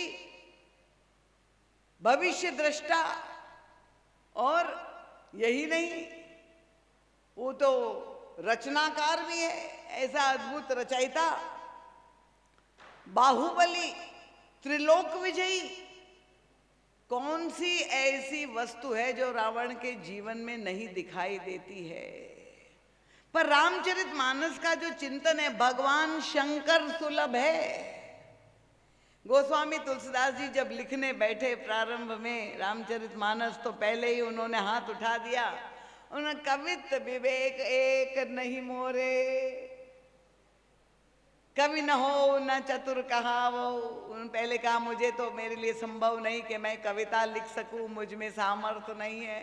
तो महाराज जब इतना दिव्य ग्रंथ लिख दिया तो पहुंच गए पत्रकार इंटरव्यू लेने, महाराज आपने तो कहा कवित्व विवेक एक नहीं मोरे, कैसे लिख दिया मानस ऐसा विश्व साहित्य का अद्वितीय ग्रंथ। उन्होंने कहा शंभु प्रसाद सुमति यहुलसी, ये मेरी मति सुमति बन गई। कैसे, उनका सत्संग से सुमति, शंभु की कृपा से मेरी बुद्धि सुमति हो गई। तो शंभु कृपा से रावण की बुद्धि सुमति नहीं हो सकती थी क्या। ये बुद्धि के देवता से प्रार्थना करना, कौन कौन हमारे यहाँ देवता है बुद्धि के, आप देख लीजिए। सबसे पहले ब्रह्मा जी, अगर आप प्रार्थना करना चाहते हैं कि प्रभु हमारी मति सुमति हो, ब्रह्मा जी बुद्धि के देवता। फिर उसके बाद उनकी पुत्री सरस्वती, सभी स्कूलों में, विद्यालय में, यहाँ गुरु जी लोग बैठे हैं, सब प्रार्थना करवाते हैं बच्चों से, सरस्वती जी से प्रार्थना करते हैं। फिर उसके बाद उनका कौन बुद्धि विवेक देता है, उनका गणेश जी महाराज, उनसे आप आह्वान करिए, वो आपको विवेक दे, विघ्नहर्ता, बुद्धि देने वाला। और चाहिए, हाँ, वैदिक शास्त्र में जिसको बहुत महत्व दिया, गायत्री माता को। ये जो गायत्री मंत्र के मूल में प्रार्थना है वो क्या है कि माँ हमारी बुद्धि को आप पवित्र कीजिए। जब ओम भूर्भुवः स्वः, और महाराज जी कहते जो सर्वोच्च स्थिति बुद्धि की है, निर्मल मति देने वाली तो हमारी स्वामिनी श्री किशोरी जी है, जिनको हम जनक सुता जग जननी जाने। अब रावण को क्या उपलब्ध नहीं था, देखिए जब रावण की घोर भर्त्सना करते हैं, अभी कुछ दिन पहले लखनऊ के एक विश्वविद्यालय के जो है हेड ऑफ द डिपार्टमेंट से मेरी चर्चा हो रही थी, वो बहस कर रहे थे कि रावण एक आदर्श पात्र है।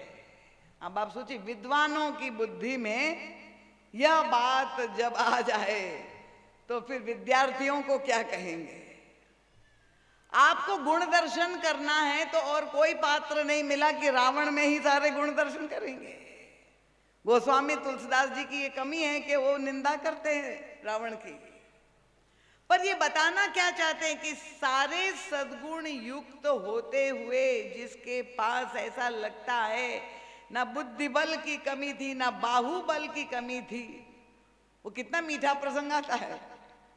जब अंगद गया दूत बन करके रावण की सभा में, तो बड़ी ध्यान से टुकुर टुकुर रावण की ओर देख रहा था, ऐसे घूर घूर के। तो रावण को बड़ा विचित्र लगा कि क्यों ऐसे बार बार देखता है। उसने पूछ दिया, ए बंदर क्यों ऐसा बार बार देखता है। अंगद ने कहा, मुझे हनुमान जी की बात याद आ गई महाराज। क्या याद आ गई? हनुमान जी ने, मैं आ रहा था तो आने से पहले, क्योंकि उनको एक्सपीरियंस था यहाँ से, लंका रिटर्न थे, तो इसलिए हनुमान जी महाराज से पूछा होगा कि भैया वहां क्या मिलेगा। उनका, तुम वहां जब पहुंचोगे तो संसार का सबसे बड़ा आश्चर्य मिलेगा। कौन सा आश्चर्य? इनका, लंका में एक 20 आंख वाला अंधा मिलेगा। 20 लोचन अंधा। तो मेरे को समझ में नहीं आया कि 20 आंख वाला अंधा कैसे होगा, पर अब दिखाई दे रहा है। कुछ लोग होते ना, आंखें बाहर से देखने में बिल्कुल ठीक लगी पर अंधे होते हैं। उनका 20 लोचन अंध, जिनके सामने स्वयं श्री राम हो, जिनके सामने त्रिभुवन गुरु हो, उनको गुरु के रूप में उनकी आराधना भी करता हो। पर क्या रावण ये नहीं लिख सकता था कि शंभु प्रसाद सुमति अवलसी? ये बुद्धि की विडंबना। 10 बुद्धि होकर के भी अंत तो गत्वा, वो अपने गुरु को भी हल्का सिद्ध करने में अपनी सारी ताकत लगा देता है। इसलिए हनुमान जी महाराज को आश्चर्य हुआ जब वे भी लंका में गए। रावण का प्रभाव देख करके उनको आश्चर्य क्या हुआ। जब रावण को पता चला कि जो है विध्वंस करती है वाटिका, तो भेज दिया मेघनाथ को कि उस बंदर को जरा ले आओ, जीवित ले आना मेरे दरबार में, मैं चाहता हूं वो मेरा प्रभाव देखे। और वास्तव में क्या प्रभाव था रावण का। कर जोरे सुर दिसिप विनीता। सारे देवता रावण की सभा में खड़े थे, और कैसे खड़े थे? हाथ जोड़ के और थर थर कांप रहे थे। जिन देवताओं की आप पूजा कर रहे हैं वो रावण के दरबार में कांपते हुए खड़े। कर जोरे सुर दिसिप विनीता, भृकुटी बिलोकत सकल सभीता। और आप जानते हैं वो स्वामी तुलसीदास जी ने खुल करके ये लिखा है कि रावण की सभा में कौन कौन है। उनका ब्रह्मा जी भी दिखाई दिए। ब्रह्मा जी की क्या भूमिका? उनका वेद पढ़े विधि।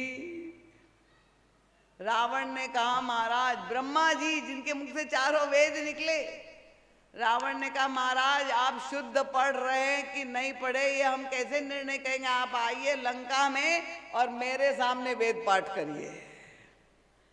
अब ब्रह्मा जी स्वयं रावण के दरबार में वेद पाठ करते थे। गोस्वामी जी ने कहा, ब्रह्मा जी ने, पीछे शंकर जी भी दिखाई दिए। वेद पढ़े विधि शंभु सभीत पूजावन रावण के।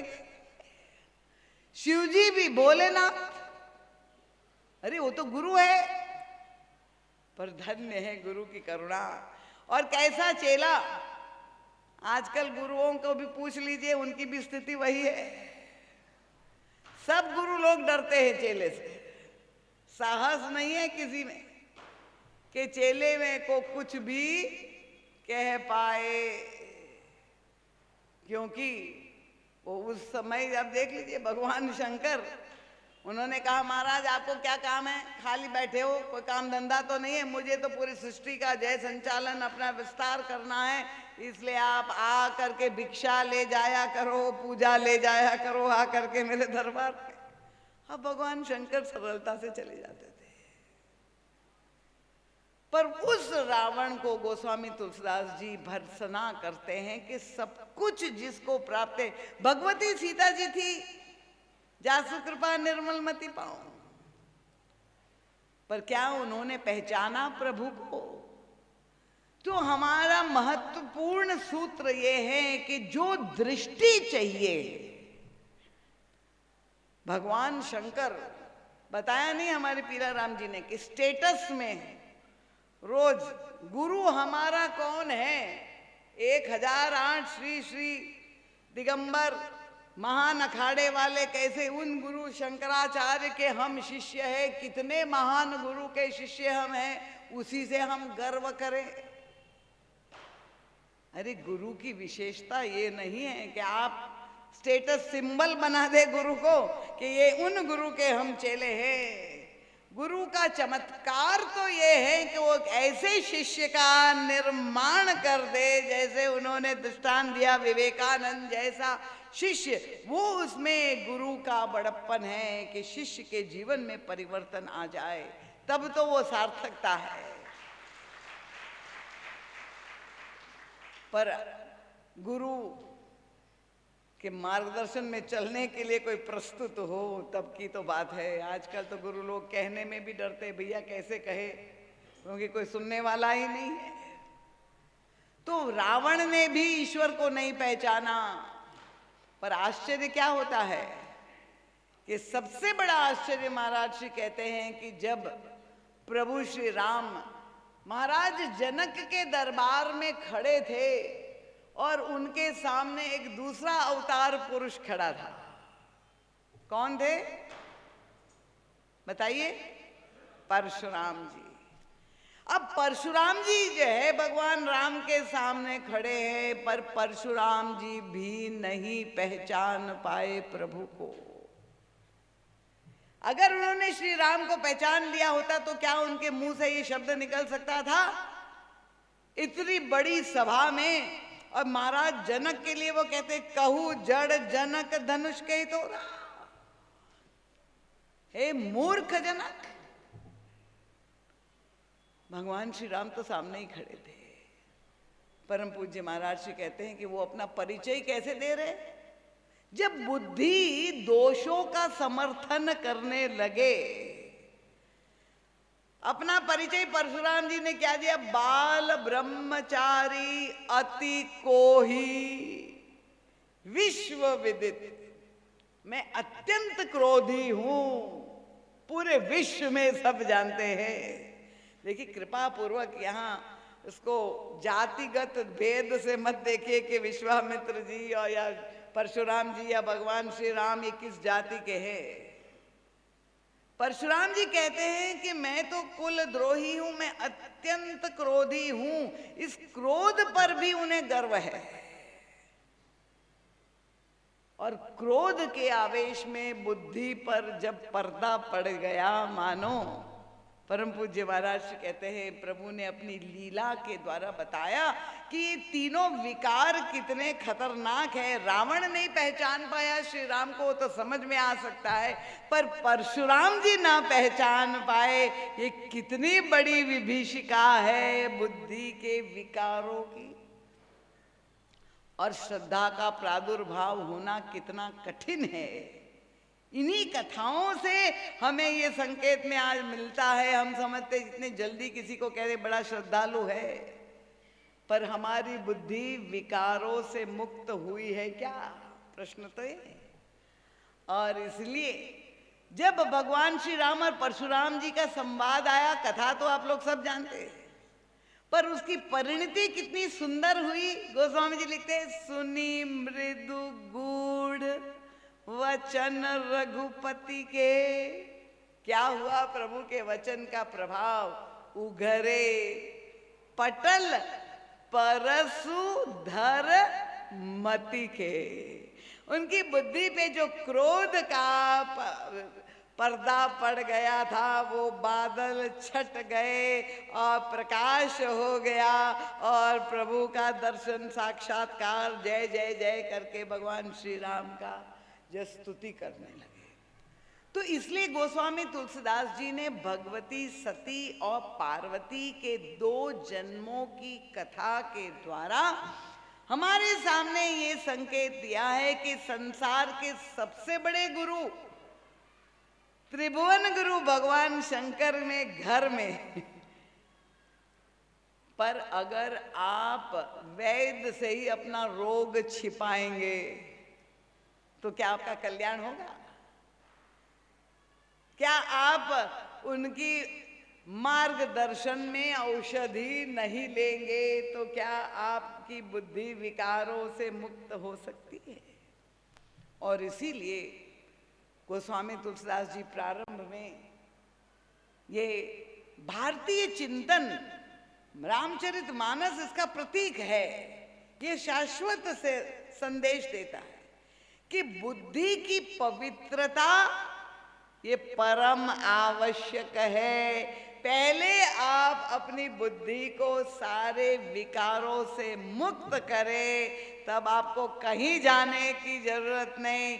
आपके भीतर बैठे हुए ईश्वर का दर्शन आपको अपने आप में हो जाएगा। यही भगवान शंकर और पार्वती की जो कथा है, इसीलिए गोस्वामी तुलसीदास जी प्रारंभ वहाँ से करते हैं। अगले 2 दिनों में ये जो साधना के सूत्र है, जो हम सब के जीवन में उपादेय है, हम राम कथा अगर सुनते हैं तो बुद्धि के द्वारा ही सुनते हैं, पर बुद्धि के ऊपर निर्भर है कि जो वक्ता कहता है वो श्रोता और वक्ता में क्या गुण होने चाहिए। श्रोता जब सुनता है तो कहाँ पर बैठ के उसको सुनना चाहिए। वक्ता जब कथा कहता है तो कहाँ पर बैठ के उसे कथा कहनी चाहिए। तब उसका प्रभाव समाज पर पड़ता है, तब परिवर्तन हमारे जीवन में आता है। तो ये भगवान शंकर और पार्वती जी के दिव्य चरित्र के द्वारा हम अपने जीवन की अज्ञानता को, अपने जीवन की दैन्य को, दरिद्रता को कैसे दूर करके अपने परम लक्ष्य को हम प्राप्त कर सकते हैं। इन शब्दों के साथ आप सबके प्रति बहुत बहुत साधुवाद देते हुए, परम पूज्य आपकी तालियां बता रही कि कथा आपको कठिन नहीं हुई। यद्यपि पहली बार ये अवसर था और मैं थोड़ी चिंतित थी जब हमारे मान सिंह भैया ने मुझे कहा कि माँ चरोदा में आपके चरण पड़ेंगे, तो मैंने यही कहा कि निश्चित रूप से प्रभु के चरण तो सर्वत्र यहाँ, क्योंकि ननिहाल है, पड़ेंगे। पर आप लोगों ने ये बता दिया कि वास्तव में आप सुधी श्रोता है। परम पूज्य महाराज जी का सद साहित्य आया हुआ है, उसमें भवानी शंकरो वंदे और शिव विवाह नाम के ग्रंथ अन्य भी है। भक्तों का जो अलग अलग साहित्य है, भक्त चरित्र है, भगवत चरित्र है, भक्तों का हृदय नाम के ग्रंथ है, मानस मुक्तावली चरितावली है, उसको भी आप जो है लाभ ले सकते हैं। और जो रामायणम आश्रम का ऑफिशियल चैनल है, जो वेबसाइट है, उसके पर भी आप महाराज श्री की कथाओं का श्रवण लाभ ले सकते हैं। वो आपको बता दिया जाएगा। प्रातःकालीन प्रार्थना में, अनुष्ठान में, क्योंकि ये 3 दिवसीय पवित्रोत्सव है जहाँ हम सब पवित्र होने के लिए आए हैं, तो प्रातःकाल से ही यहाँ शुरू हो जाता है। जो अभिषेकात्मक अनुष्ठान सुंदरकांड का होता है उसमें भी आप आ सकते हैं। आरती प्रार्थना प्रभु का दरबार जो अयोध्या से आया हुआ है, सब लोग सम्मिलित होके प्रसाद लेके और यहाँ कथा श्रवण करके प्रस्थान कर सकते हैं। और कोई सूचना, आवश्यक सूचना हमारे पीला राम जी महाराज देंगे, उसको श्रवण करेंगे। भगवान के नाम का जय घोष करके अभी आरती होगी जी, आरती होकर लेकर प्रार्थना करके आप यहाँ जाएंगे। बोलिए सियावर रामचंद्र भगवान की जय। पूज्य पाद गोस्वामी तुलसीदास जी महाराज की जय। बोलिए सत्य सनातन धर्म की जय। बोलिए भारत माता की जय। बोलिए सद्गुरुदेव भगवान की जय।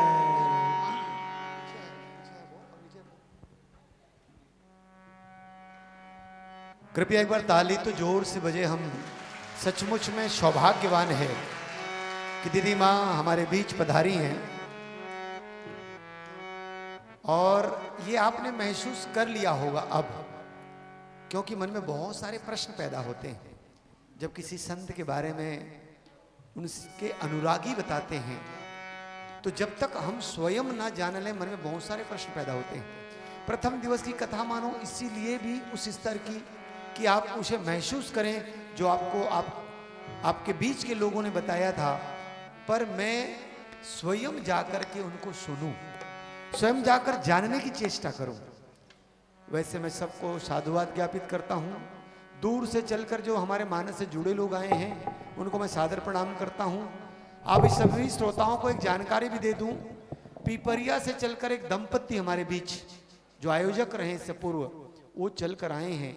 मैं कहना ये चाहता हूं, हम यहीं से चलकर यहां तक आए, वो तो कहां से चलकर आ गए, ये बताने के लिए कथा हमें खींच लाई है। दीदी माँ की कथा हमें यहां तक ले आई है। और दीदी माँ ने जरूर वहां पर ये बात भी कहा होगा, एक बार छत्तीसगढ़ तो आओ। राजस्थान वाले कहते हैं नहीं, मारो हमारे पधारो हमारे प्रदेश, तो हम भी कहते हैं आओ हमारे प्रदेश। हम बुलाना चाहते हैं, क्यों? क्योंकि आत्मीयता भावना हमारे पास है और ये परिशुद्ध होती है ऐसी कथाओं से, ये मति निर्मल होती है ऐसी कथाओं से। और यही हमें करना है। हमें नशा के आगोश से छत्तीसगढ़ को निकालना है, नशा के आगोश से छत्तीसगढ़ को निकालना है। और उसके लिए आवश्यक है मति हमारी निर्मल हो जाए, मति हमारी सुमति बन जाए। कुमति बनी हुई बुद्धि को सुमति बनने की आवश्यकता है। और ये मिलेगी जानकी जू के शरण में या सत्संग में। सत्संग वह स्थान है जहां हमारी मति शुद्ध हो सकती है।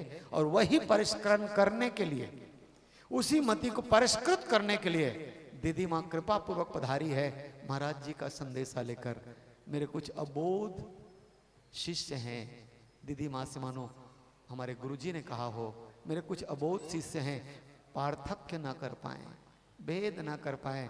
तुम्हें जाकर के वही पार्थक्य बतानी है कि जिसको वो धोखा समझ करके उसे स्वीकार कर लें और उनका हानि ना हो जाए। और इसलिए दीदी माँ के लिए एक बार फिर से ताली बज जाए। और मैं आपको पहले आरती के लिए आमंत्रित करता हूँ। हम अपने स्थान पर खड़े हो जाएंगे, आरती में शामिल होंगे। राम और रामायण की आरती होगी, फिर हम प्रणामी करके आशीर्वाद लेकर के लौटेंगे। साथ ही साथ भोजन प्रसादी की भी हमारी व्यवस्था है, उसमें सहयोग करते हुए मैं वैसे निवेदन करूंगा, दूर से जो लोग आए हैं वो पहले पा करके लौटने के लिए यदि चाहेंगे तो उनको पहले पाने का अवसर दें। और जो पास के हैं वो थोड़े से प्रतीक्षा करके यदि करेंगे तो शायद संतुलन बन जाएगा। और दूर से आने वालों को एक और निवेदन, आप रुकना चाहें तो हमारे पास उसकी व्यवस्था है, हम आपको रुकने का भी निवेदन करते हैं। आइए हम सब मिलकर राम और रामायण की आरती करते हैं।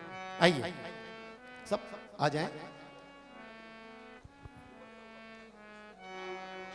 हाँ, प्रसाद की भी व्यवस्था है। आज प्रसाद की व्यवस्था किसने की है? नहीं, नाम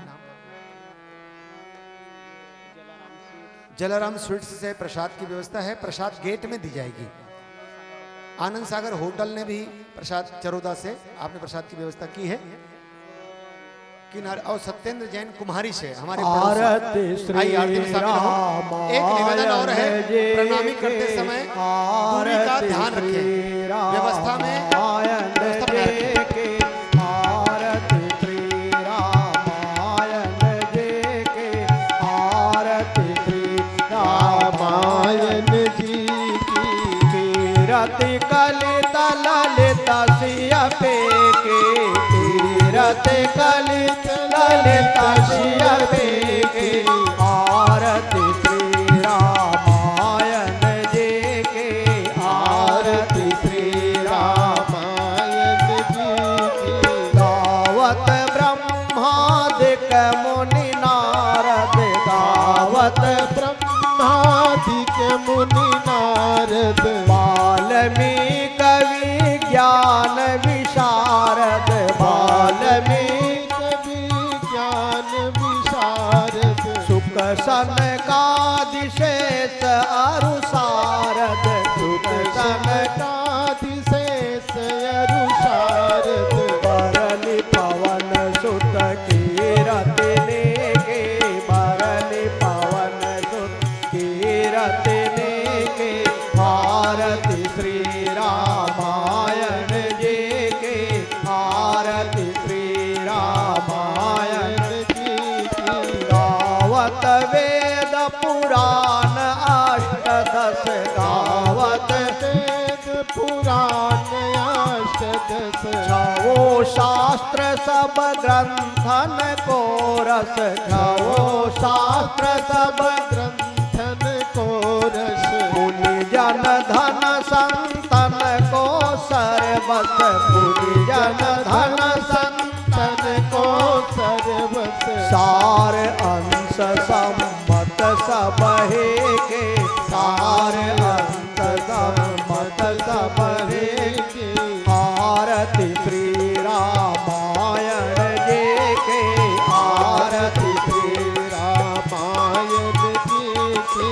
गावत संतत शंभु भवानी, गावत संतत शंभु भवानी। अरुघट संभव मुनि विज्ञानी, अरुघट संभव मुनि विज्ञानी। व्यास आदि कवि वर्ज बखानी, व्यास आदि कवि वर्ज बखानी।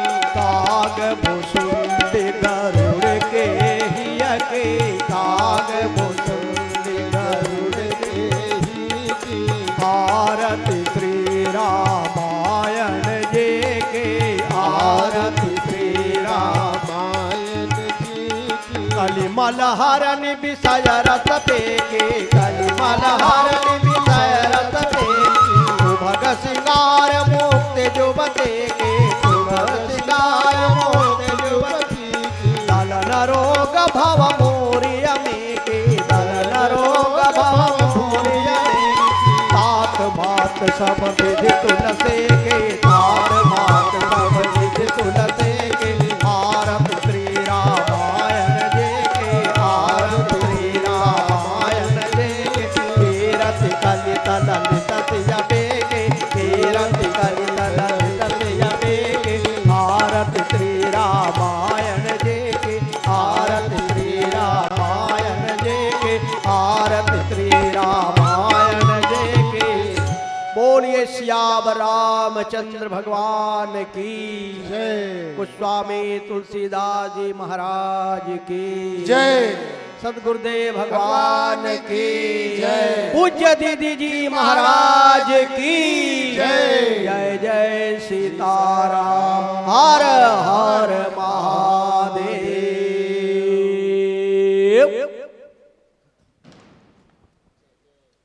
प्रसाद हम गेट में दिलवाएंगे, लेकिन आप प्रणामी के लिए ऊपर से एक सीढ़ी से आएंगे और दूसरे सीढ़ी से उतरकर नीचे आएंगे ताकि व्यवस्था बनी रहे।